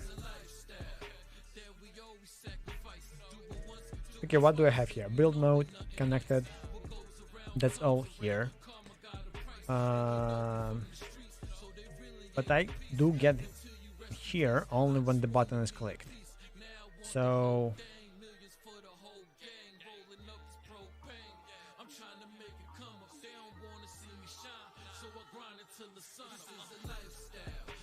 let's have a link to that button on ready var build mode button. I'm not gonna call it button. I'm actually started to think maybe I should call everything like with postfixes like node and resource, or maybe at least to have postfix as a resource, because I'm having too much trouble with thinking of the names and it would actually busting me up. It's good that I'm practicing, but I need to finish someday some game, so maybe not having a good names should go to the kind of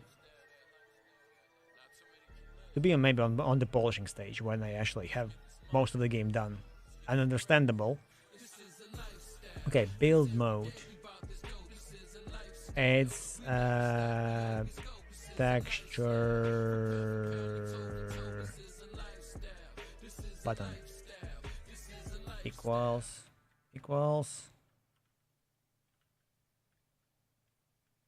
build mode.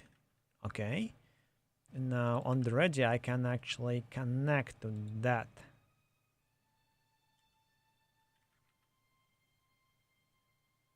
Wait, should I connect to that? Let's see what I can do with that. Build mode button dot. There should be something like toggled or whatever. Button up, button pressed, button down. I will just click that. Show me your. Wait, where are the events? Oh, because it's okay. Those events are from the regular button. Action mode, button, mask press, whatever. Toggled, that's a method. Internal one, they can react to. Signals button up, immediately when button starts being down, stops being held down. That's actually super great that they have this word here, because not of all the documentation has that, and I'm guessing like if it's actually being called before or after. Because by this name, I would assume that it's being called after, so when the button is down. But no, it starts being down. So it will be called only once at the first press. Pressed. Toggled. And boolean. Okay, so I have this event toggle. Good. Toggle dot connect. On build mode button toggled. Good. Now I need to create this method somewhere.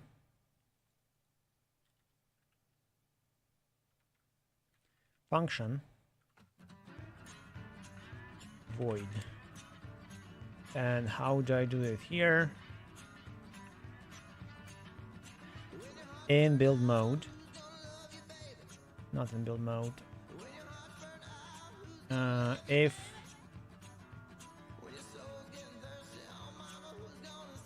enabled of type boolean.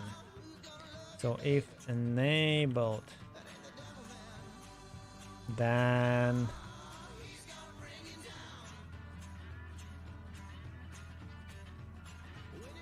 wait, I actually just go here and do in build mode equals enabled, because I'm not toggling that. Okay, perfect.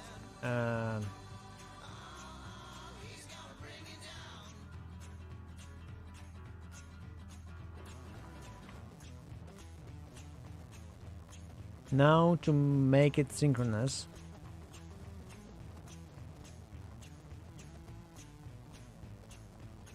button press should be false, and build mode should be false. So regardless of if I'm in the build mode or not, at the start of the stuff, if in build mode, if I'm already from the start in the build mode, connecting to this thing. And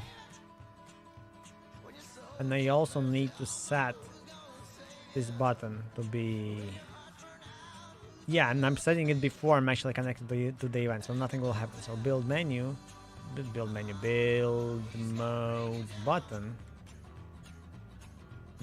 dot was it pressed?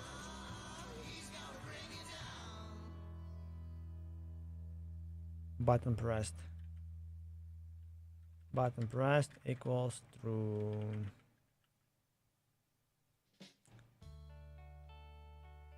Okay, let's see if it works and how it works. I can activate build mode by two options. I can click space and nothing happened, or I can click this button and it still works. I can click and it was disabled. Good. Okay.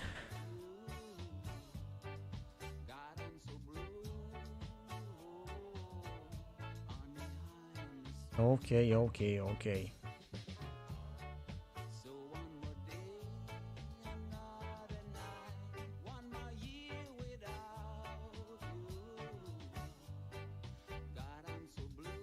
Build mode button pressed through.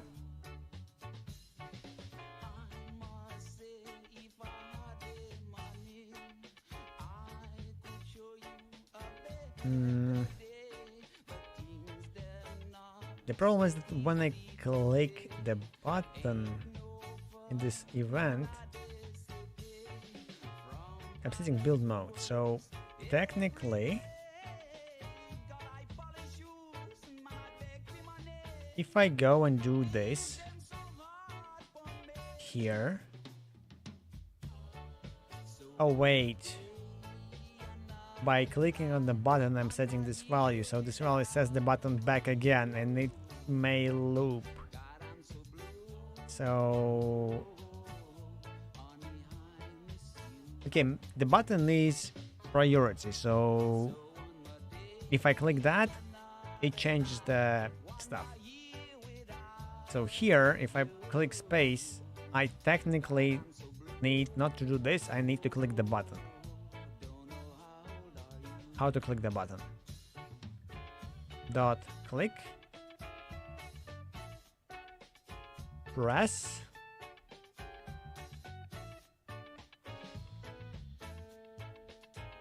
how to press the button? Damn it.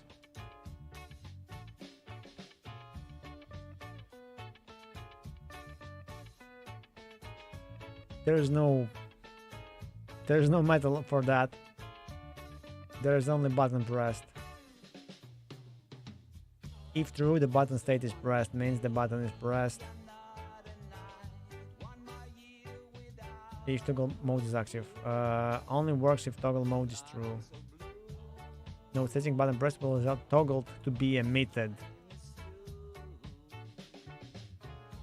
If you want to change the pressed state without emitting that signal, use set pressed no signal. Weird, but yeah, I understand why it's here. Anyway, also where am I here? What is this? I don't know where it is. How I got there. Close all of that. Where was I? I was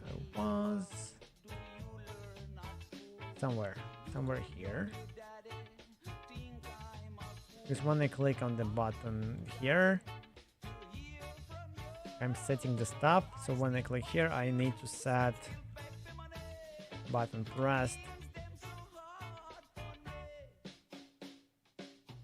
Maybe, is there like toggle? Okay. Button pressed equals not.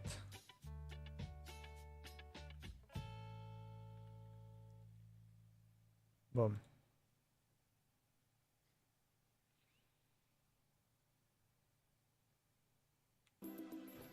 Yay, space actually clicks that. So if it's in this state,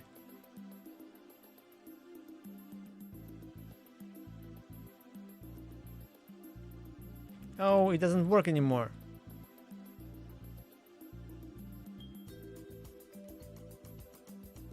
Okay, this is weird.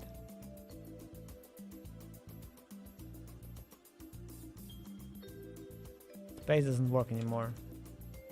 Wait, it worked for a little bit.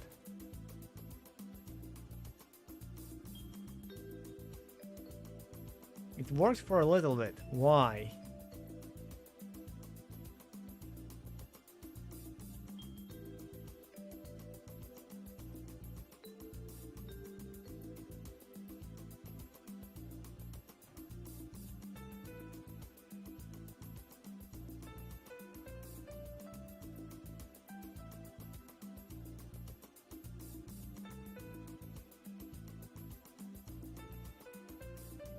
Okay, start it works, then I click it once, and then it does not work.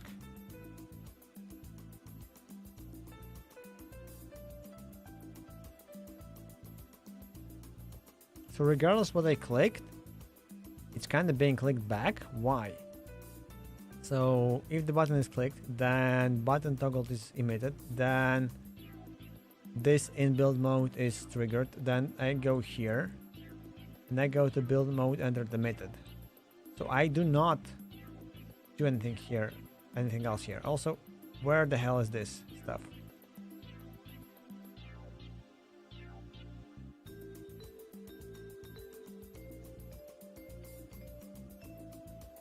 Discard, whatever that was.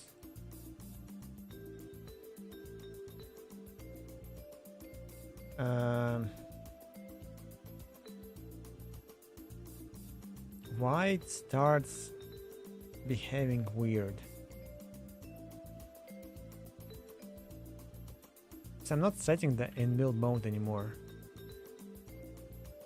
3, 4, and this is the only place where it's being set. So if the button is clicked, then the build mode is being changed. So, and the build mode entered, it does some things. Also weird that I'm starting the thing. I don't need to do that.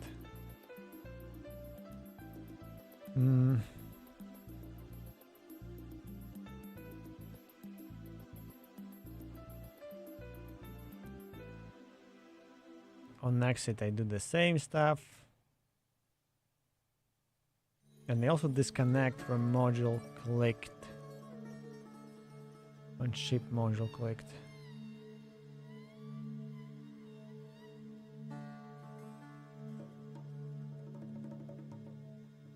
On ship module clicked. Okay, I don't do anything with that, with this special super button. So what should I do? Why it's kind of resetting? Maybe I cannot change. No, it works until I click on the button.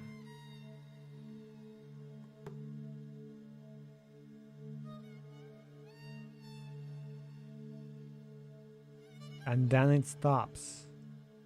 But it cannot lose the connection because clicking is the same as clicking space right now.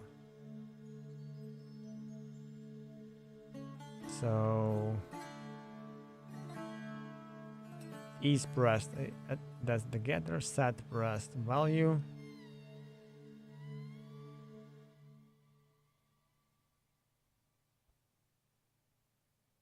Okay, disabled, shortcut. Wait, there is a shortcut. What?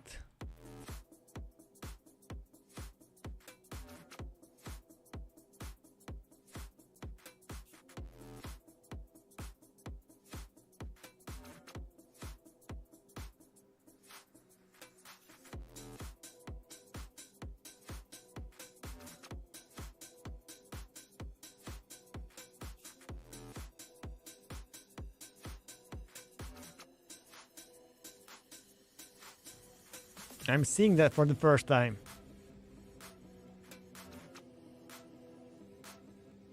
So that's the button. And technically, if I go now and remove that,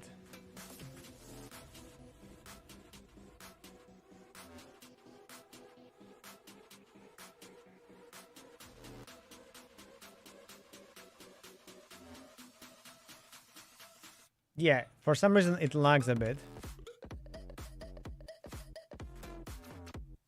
When I click with mouse, it's instant. If I click with space, it stops. By the way, again.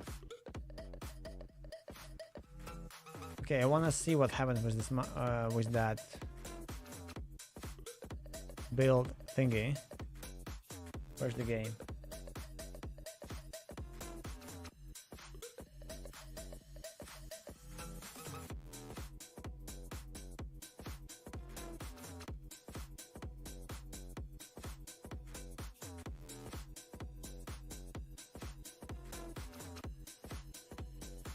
Now it's being auto-released.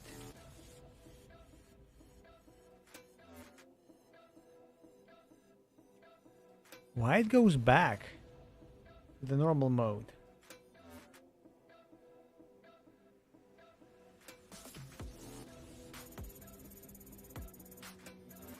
The button stays pressed when moving the cursor. Okay.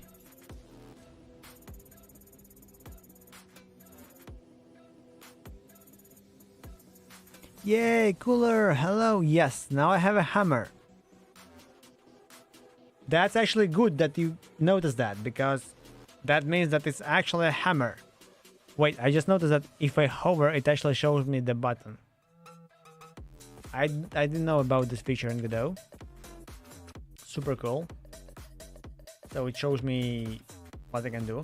And for some reason, now if I click space, it goes back. If I click on that with mouse and then I click space, nothing happens.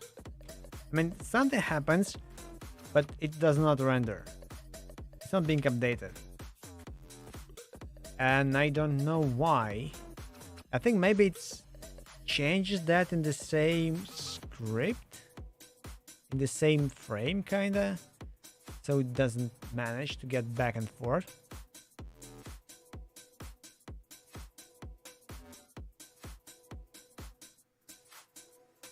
So it works when I click, but now I have a problem if I click space right now, like the modify button, I cannot toggle the stuff. Let's go to the button again. Build mode button. Maybe something here happens. Focus disabled.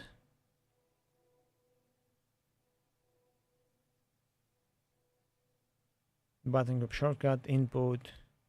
Okay, let's screw that. If true, the button will highlight for a short amount of time when the shortcut is activated. Maybe this one was the problem. If false, the toggle mode is false. The shortcut will activate without any visual. Okay.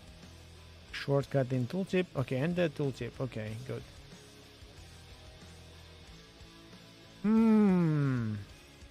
Save. Start the game again. I click. No. Right now it works. It works perfectly. But if I click, it stopped working. Something changes for a mouth when I click.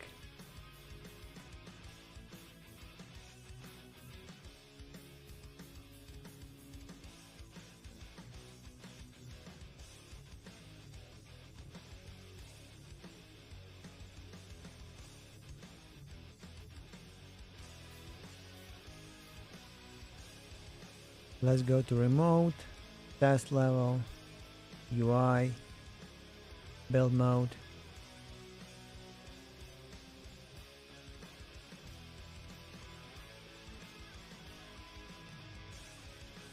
Bioverse. I just noticed that it's gonna be called Bioverse, but I'm gonna play it on Friday. I hope. I'm hoping to play it on Friday. Damn it, ads! I forgot about them. Sorry. But I'm already kind of will start finishing stream soon, so yeah, I will play that. Play it on stream, hopefully on Friday, maybe over the weekend. So we'll see. Okay, let's see how the button behaves.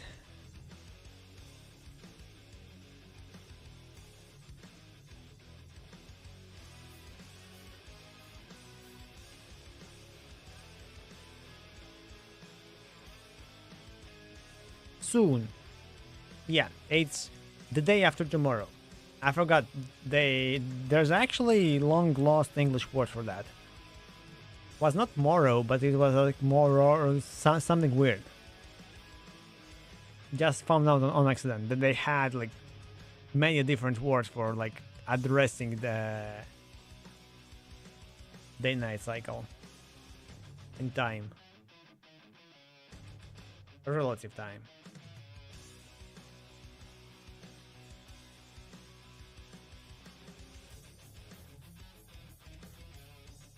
So I will finish with this hammer hopefully, and then tomorrow I hope I will finish with everything else. Bum bum bum bum bum bum bum bum bum bum. Okay, what will happen if I click with mouth? I clicked. Nothing changed.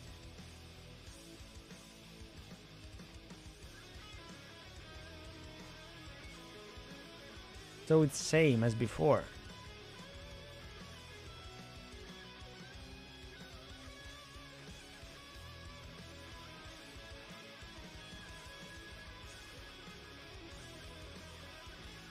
Okay, let's Google that. Godot 4.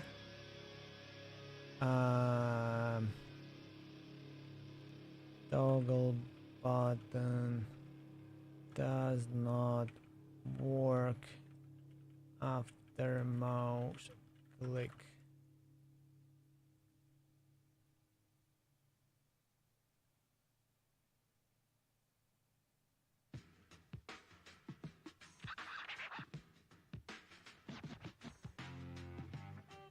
Okay, let's go to Google with this question. Okay, same stuff. Actually, not sure how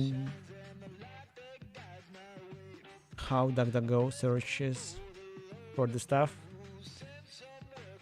Okay, button do not work, you accept. That's not it. Button aren't pressing. Okay. Button with toggle mode signal mouse clicks rather than.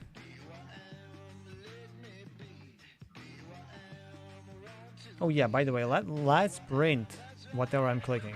That's actually, I forgot that I can debug it like that. Even though I'm debugging like that all the time. Okay. Print.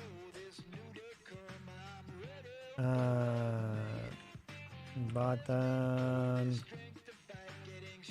Select.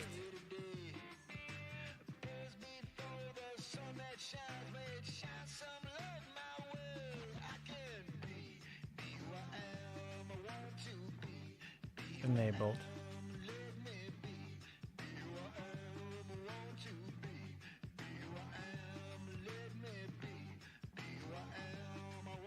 I want to check, do I need to reload game every time? Because I think not for everything.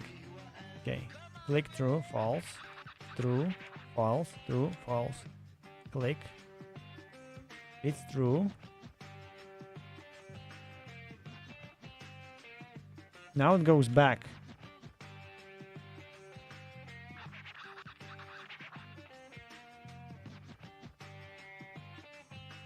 Yeah, now I cannot change its state.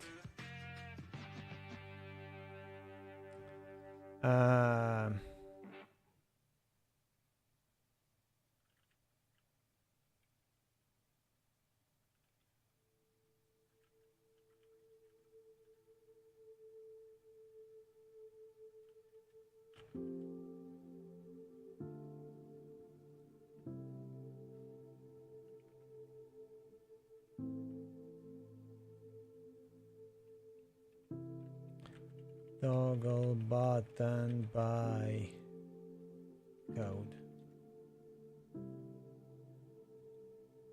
Okay, show me. Not button pressed. Okay, that's it. If view screen tree looks like this, any node with script attached.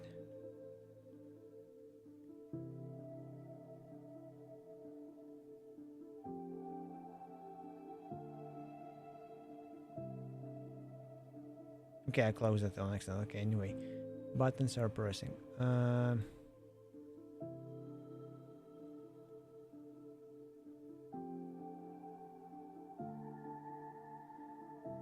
I don't understand what changes its behavior, so let's go now. If not enabled,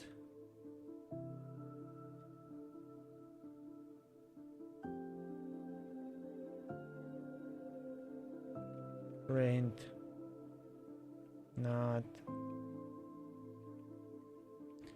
enabled. Okay, save.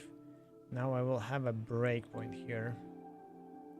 So if I start the game, I will stop somewhere here so I could debug how the code goes after that. Okay, it stopped here. Continue. I clicked. And now it still should be true.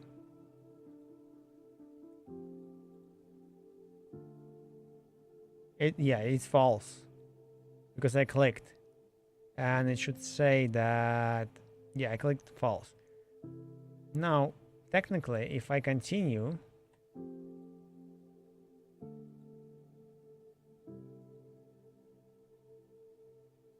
it said not enabled. Oh, I did not. No, I continued. So, and it did not tell that it's false. Maybe the event works 2 times. When after I mouse click, it works twice.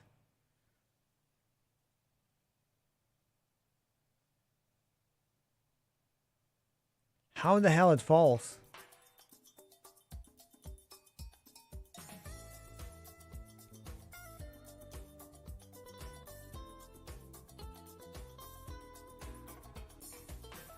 Toggle mode button pressed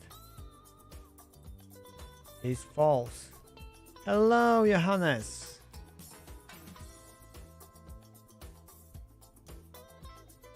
Yes, I got raided 3rd time by Jackie.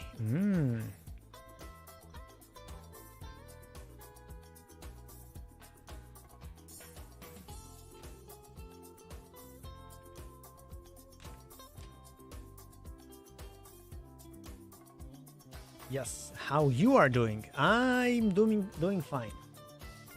Almost fine. I got my company confirmed.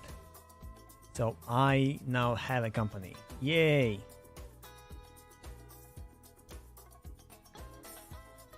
And today, tomorrow, on over the weekend, I will try to organize all the stuff for the company. For the real one company, yay!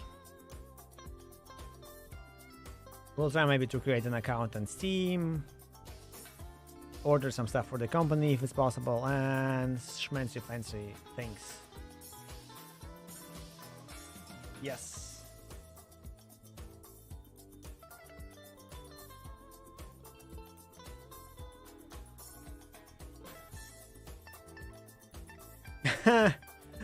If only I had money.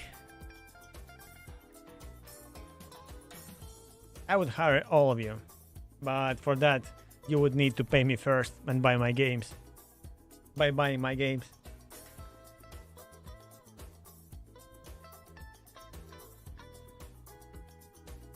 And making them popular.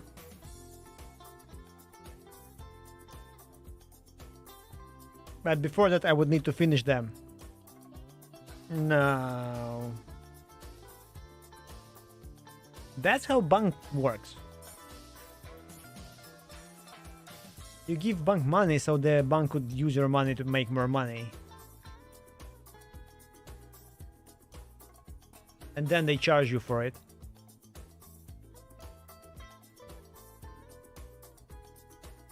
That's how I would work.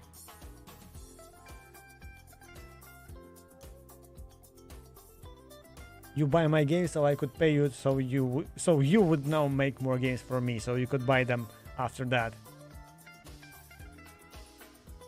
I feel the profit here. I feel it. I feel it.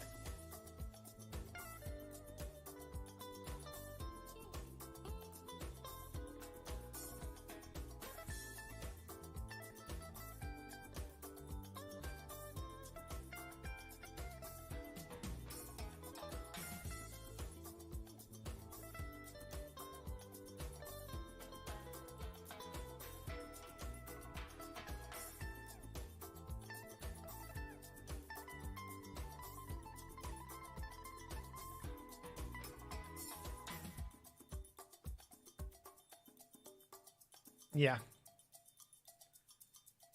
Actually, economically speaking, we would work, we would receive money, we could survive, and we would also provide money for ourselves. And inflation would keep us alive.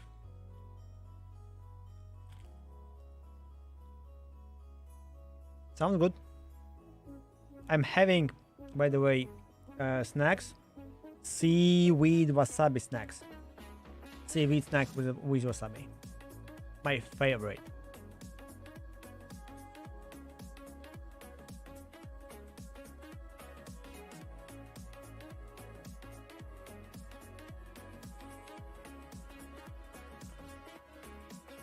Okay, why the hell it changes? And it's still button pressed. So a button not pressed.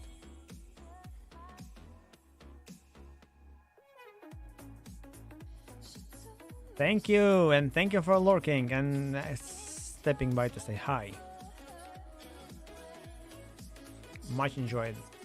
I'm trying to fix this stupid hammer and UI bug, and then I'll probably end the stream.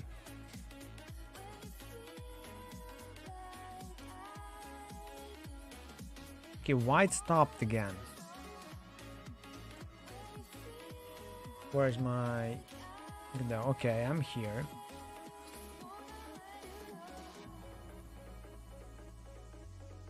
And I clicked. Oh, it changed on button toggled.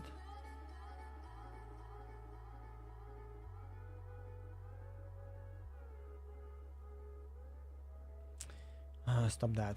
Save. Restart.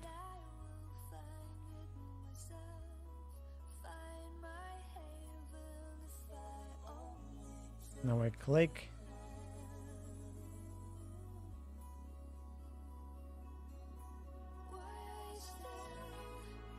Why on release it triggers again?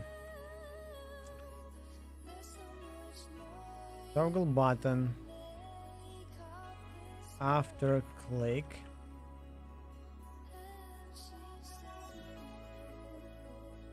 Wait, is it me or the behavior of the thing changes?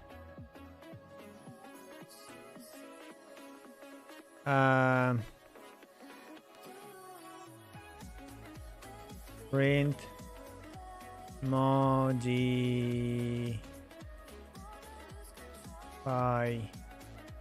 action pressed.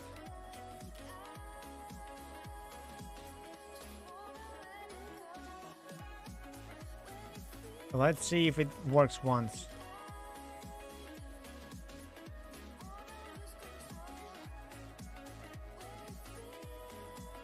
Okay, so the button goes back on itself. But if I have a stop there, it's not triggering again.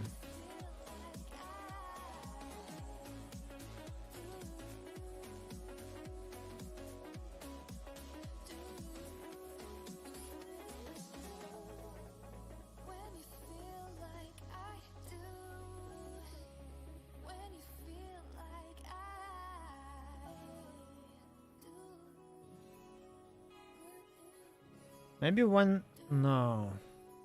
Maybe when I click the button, it changes its clickable state somewhat internally.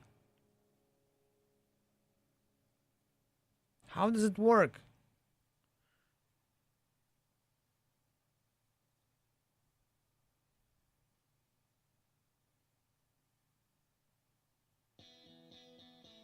Maybe the action mode actually works somehow. Impacts the keyboard. But that feels like a bug.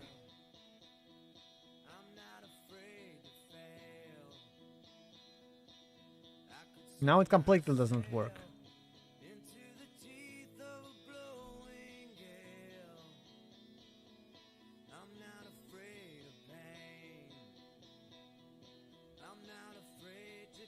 Yeah, now every click of the button.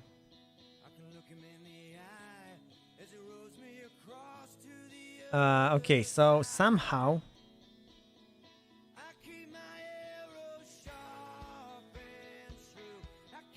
sorry. Toggle mode is super weird. Where's the toggle mode? Disabled. Okay, no, setting button pressed will result in toggle mode to be emitted. If you want to change the pressed state without emitting the signal,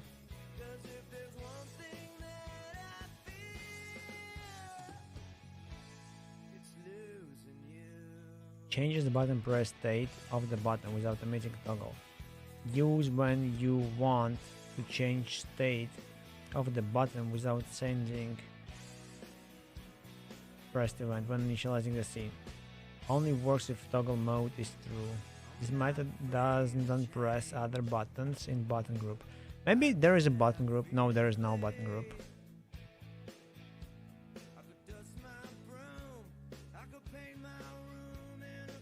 Toggle. Called when the button is toggled. Yes. Called when the button is pressed. Toggle mode. If true, the button is in toggle mode, but makes the button flip state between press and unpressed each time its area is clicked. I feel like there's some hidden thing inside. Let's try, maybe it's something with the textures, you know? Maybe clicking changes like the hovering stuff or something. So let's have, I don't know, auto. There was like 0, 1, 2 something. No. There was build animation, I think. No, builder. Wait. Can I just go to assets folder? Oh, I don't see anything here. Those numbers were in the other folder. Maybe wait, maybe they were in here. No, that's a background. Build, web, nope. Okay, so let's have metal. Disabled will be okay. Disabled will be metal. This one will be this, and this one will be hovered.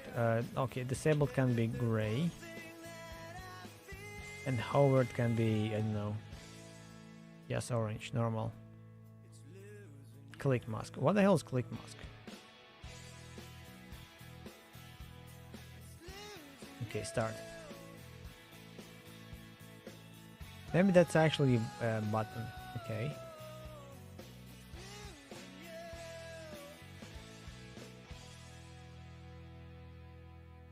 Okay, it works. Okay, when I click it, it goes to the focus stage. Because now it's focused.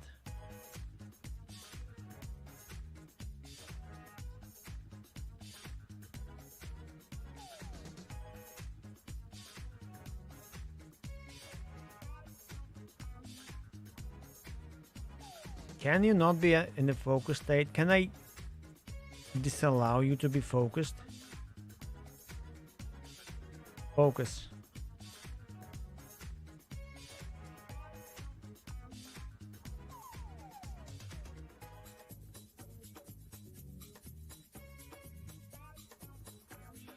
Okay, now it cannot be focused. Now it works. Okay. I learned a lot. Let's actually have it in my list of the stuff that I'm trying to do. So, weird bug with textured button when using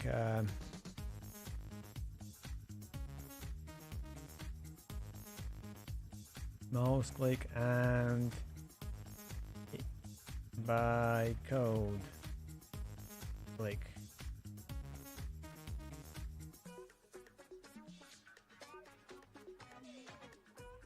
Mouse click on the button actually moves it to a focused state.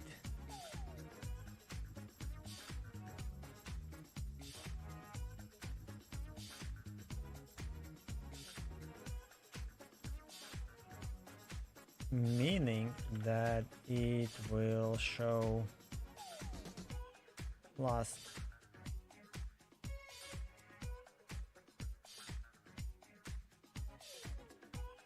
texture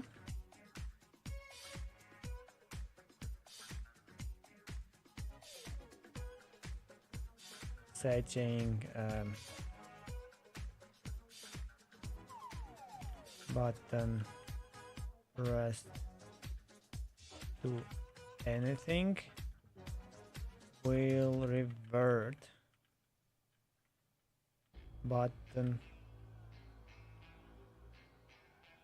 to previous state almost instantly as it is still focused. Yes.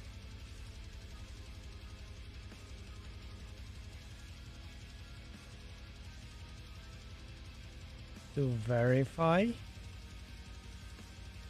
set all the textures for texture button to fix.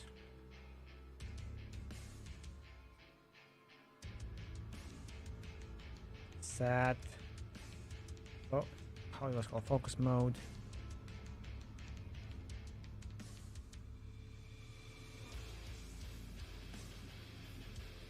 Set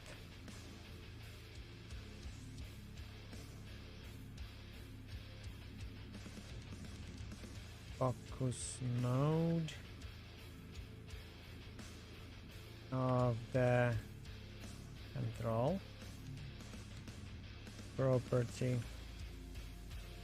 on button to none.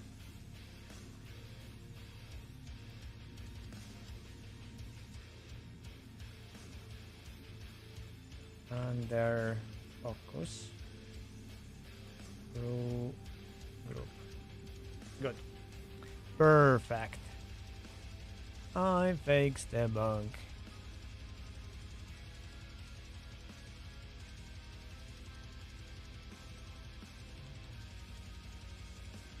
Okay, how can I use focus to my advantage? Oh, by the way, now extra check. Like, if I run the game, like, everything works, I can click, whatever, it works. Now I click, and it's in focus mode. I cannot click, so it does the stuff, because it's still in focus. If I click anywhere else, Okay, I need to click any other UI element and it will snap out of the focus mode.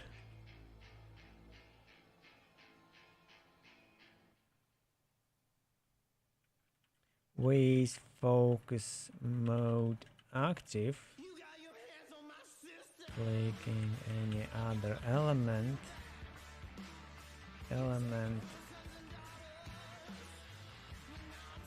any other control element button removes focus from parent.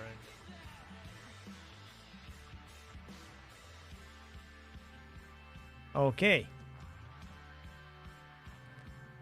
this works. So this is funny that I can use that also. So wait, technically I can run the game. Yeah, and I can use tab. No?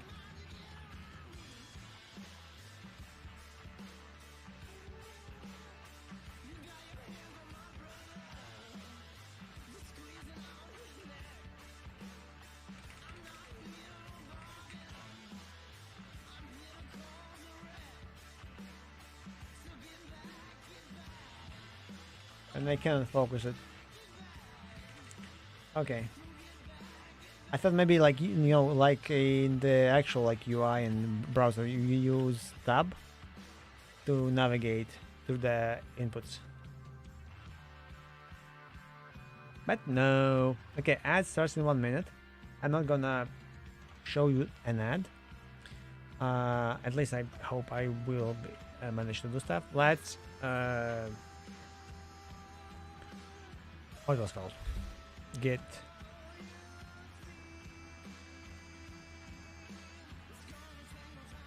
status. Wait, not here. Change directory to G. Wait, it was G project. I hated Flash. Dynabits. Now change directory to going space. I forgot how it's called. Going space idle. Yes. Git status. Git add everything. And git commit. Message will be the couple build menu.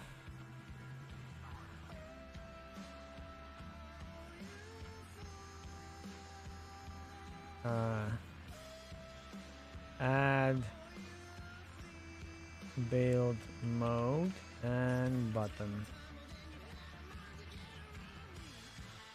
Good. And now git push. I didn't manage in the meantime. Yeah, so sadly ads. Good. That's it for today. I really appreciate Jackie's rate. That's I don't know. That's super cool. By the way, now I have a company. I can also sub to other people by using company's money. Calling it Bing as advertisement campaign or something. Okay. Right now what I can do, I pushed, it works. I have UI. Tomorrow, two options. I will build upgrade menu, or I will build how it was called.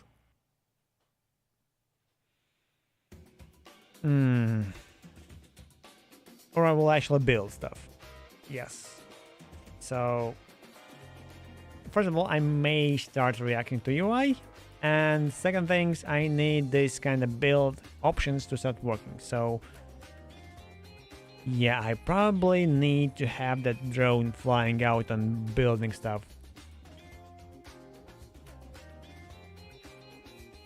Because otherwise it's gonna be a mess.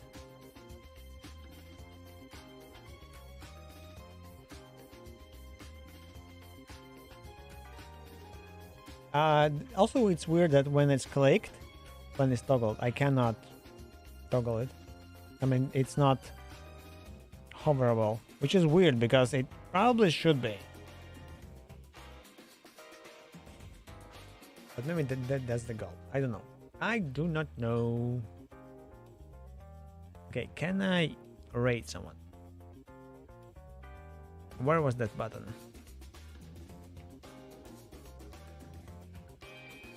Okay.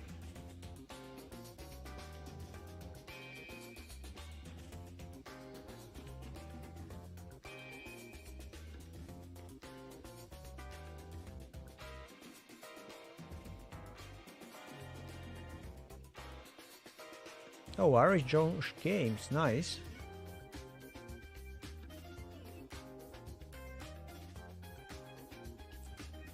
If I go same category, is there someone who streams in the GDO?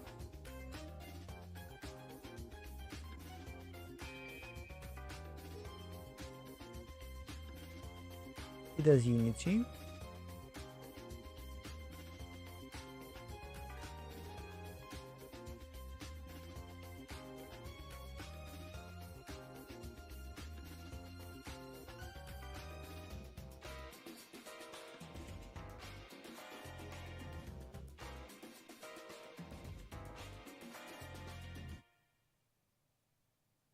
Yes, I just saw the guy. Yep, here's the guy. Have no idea who he is, so let's raid him and see how it goes.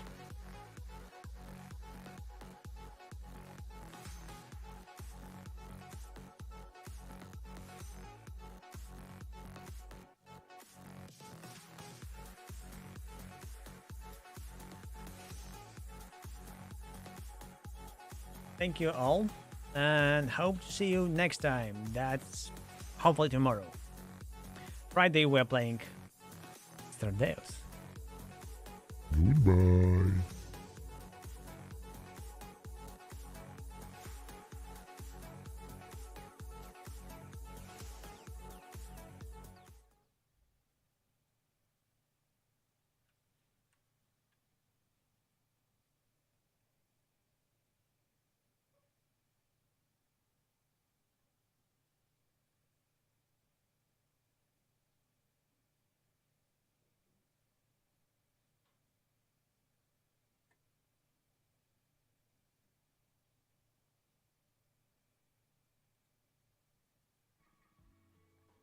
Steam just responded to my help ticket. Best viewers. Best viewers. I just crashed on the boss. Someone else just reported the crash. I'm fixing it right now. Dino Crisis is rating with a party of 21. I already have the best viewers. So thank you, Dino Chris. Thinking, hey, we have the best viewers. Crane Machine, and why did I not moderate you? How do I do that?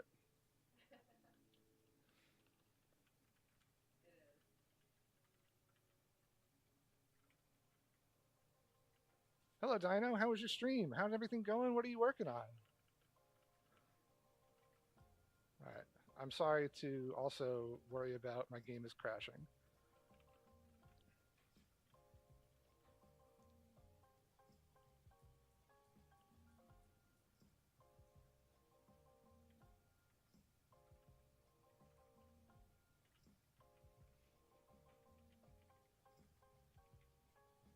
Me and my friend, now your friend, and whoever else from Jackie's stream.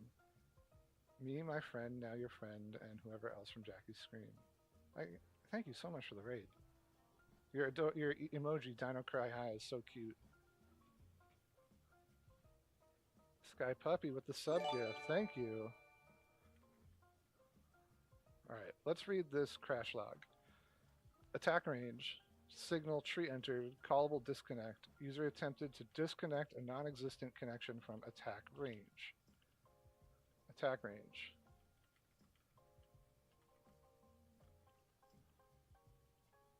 Attack range. If attack range.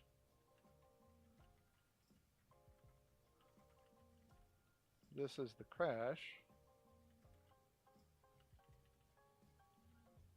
So let's go to the boss. It's Necromancer boss.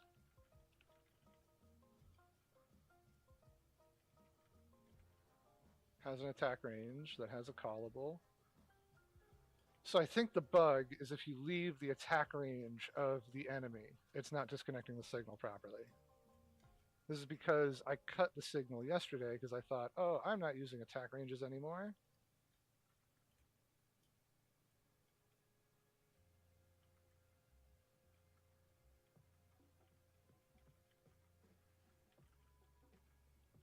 What does this code do?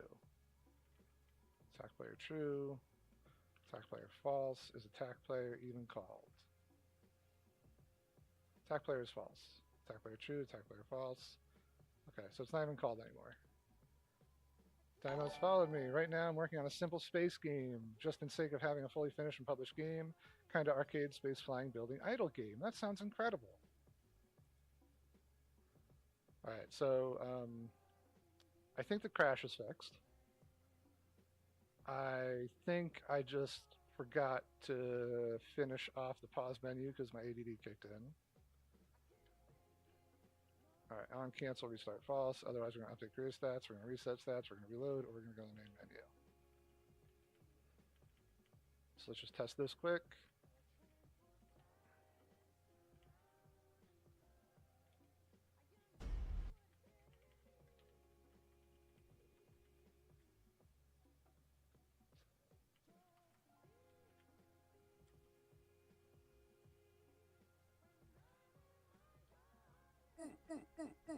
Oh, I'm dying. I died.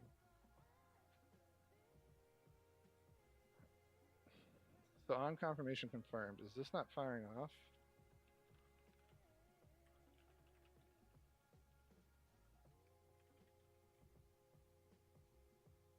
What Godot theme is this? Where did you get it? I just learned about it last night. It's called the Minimal Godot theme. And I will drop a link in chat for you. I did a couple tweaks, but mostly I followed what the README says, and it is awesome. It's so tight, it reduces a lot of like the padding that the default theme has, and I enjoy the dark mode color. Alright, before I ship this patch, let's make sure the thing I was working on is fixed. Confirm to quit, save player data. Why is it not restarting the game? Back to menu, confirm to quit, save player data.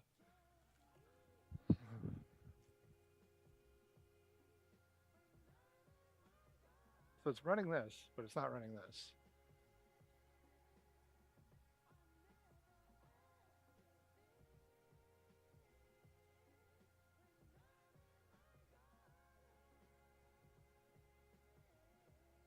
Chick-fil-A gave me an extra cookie, nice. That's always a good feeling. Breakpoint. Restart is on. Can I not... Wait, is this not the function? I was calling it as an object and not a function, but then why wasn't this working? My life has turned around, no longer depressed Pog. I left a review, thank you Tanky. I will look at it in a minute, and I'm kind of nervous to see what you have to say. Breakpoint. Continue, that works. Let's take the breakpoint off. Back to menu. That works. Get status. -1, of course. Oh no. What changed in my Superbase add-on? I trimmed the spacing. I'm just going to discard that because I don't want it. Oh, I need to test that this crash fix is fixed. So we are going to boss rush the dungeon.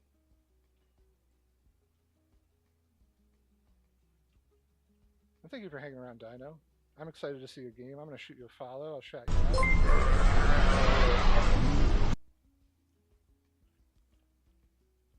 Sorry, I just got overwhelmed with someone reporting a crash on the game.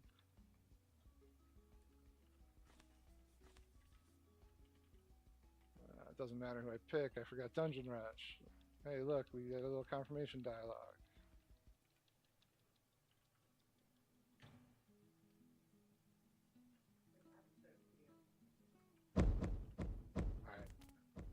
Get in the boss's range. Right up to him. I'm gonna run super far away. And we didn't crash the game. Swoop through his range. Didn't crash the game. Crashed the game. Attempted to set damage on a previously freed instance. So we need to say if is instance valid, damage number, then we're going to set the damage number. I got my own company today, officially opened. Hey, now I can happily play this game under my company name, just the easy part, finish the game. That is really interesting. I am publishing under my name, not a company. What was the process like to get, I assume, an LLC? Are you in the States? I'd love to hear more about that. While I try to crash my game.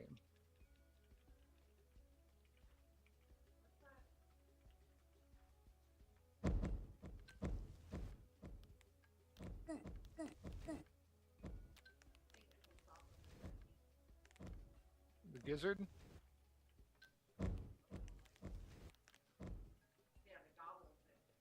Invalid set index boss on previous freed. Display damage number.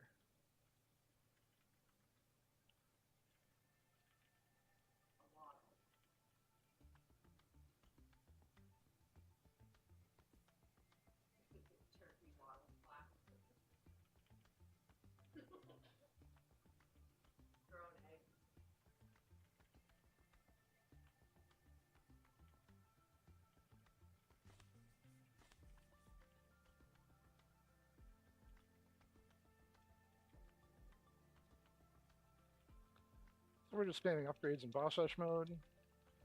I'm in EU and Latvia, but it was really super easy. Ask a bank for a temporary account. Send starter capital there. Sent a document and account to the government and waited for like 3 days. That's great. Alright, I died way too fast. Restart. Crashes the game. I have multiple crashes. Fun. Leaderboard entry 23 on placement. Invalid set index place because place wasn't here yet. If is instance valid place.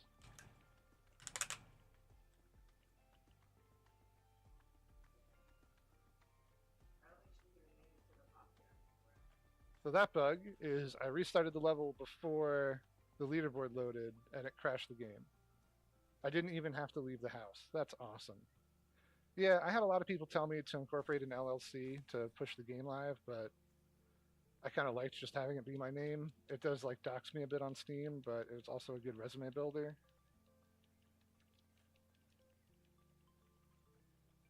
But if I continue making games or make a team, I'd probably have to incorporate something.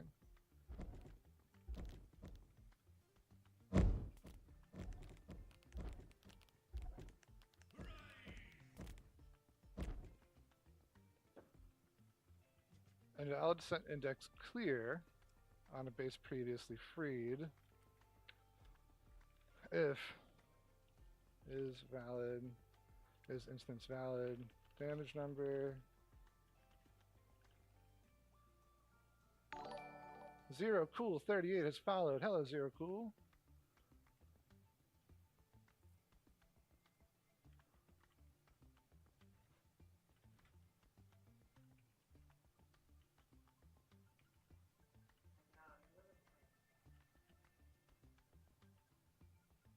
Oh, because I forgot a colon.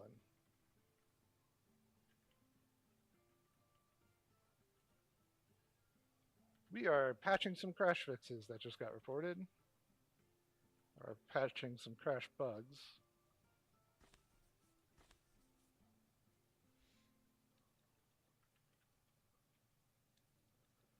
If I can do a valid run without crashing the game, we're going to ship this patch right away.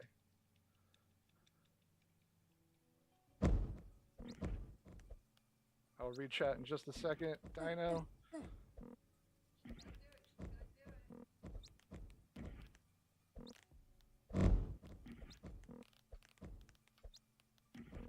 Edgelord just cleared the sewer. One of our friends is live streaming on Twitch. Your Goth Nightmare.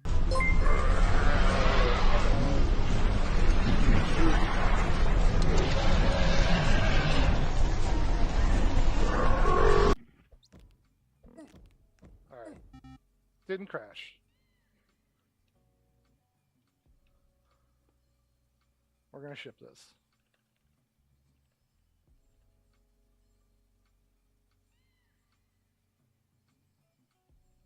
You gotta beat Blue Jazz. She's for God's sake. I just realized I'm working on the main branch. I know that's bad practice, but let me patch. And now let's check chat. I'm just scared of any legal stuff. World is crazy, and now I can pay for services and stuff easier. Like I can write Twitch subs, Turbo, and YouTube Prime as a company expense. Yeah, that sounds great. I would really like to do something like that, but right now my head is focused on game dev. You know, we launched Monday. The game's been going great. I've been live streaming development. We've been having tons of people play. We've been getting cheaters on the leaderboard.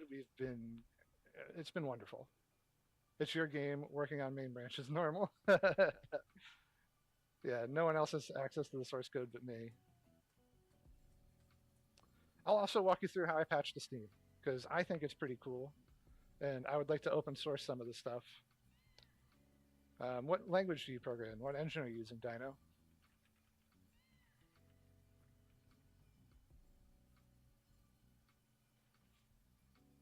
Godot.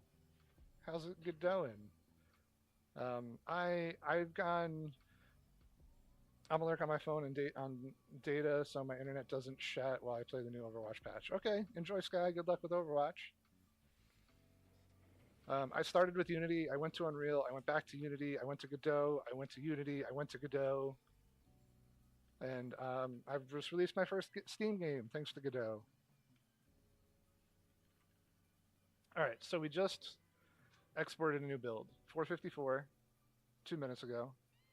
I had no errors on the exports.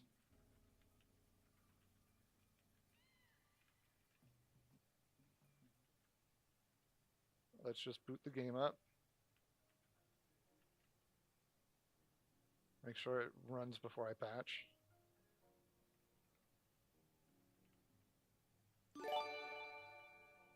Mr. Pings gave out 25 community subs. Wow, Mr. Pings. Holy moly. That is too kind of you. Please. It's going to take me a second. I'm taken aback by the subs. Incredible. Incredible. I love our community. All right, the game boots. Let's patch, shall we? That's probably the payment for the bug fix. I was Unity only at night and mostly finance PHP dev, CTO, and other stupid stuff. I also was a web dev, PHP, Laravel, MySQL, all that stuff.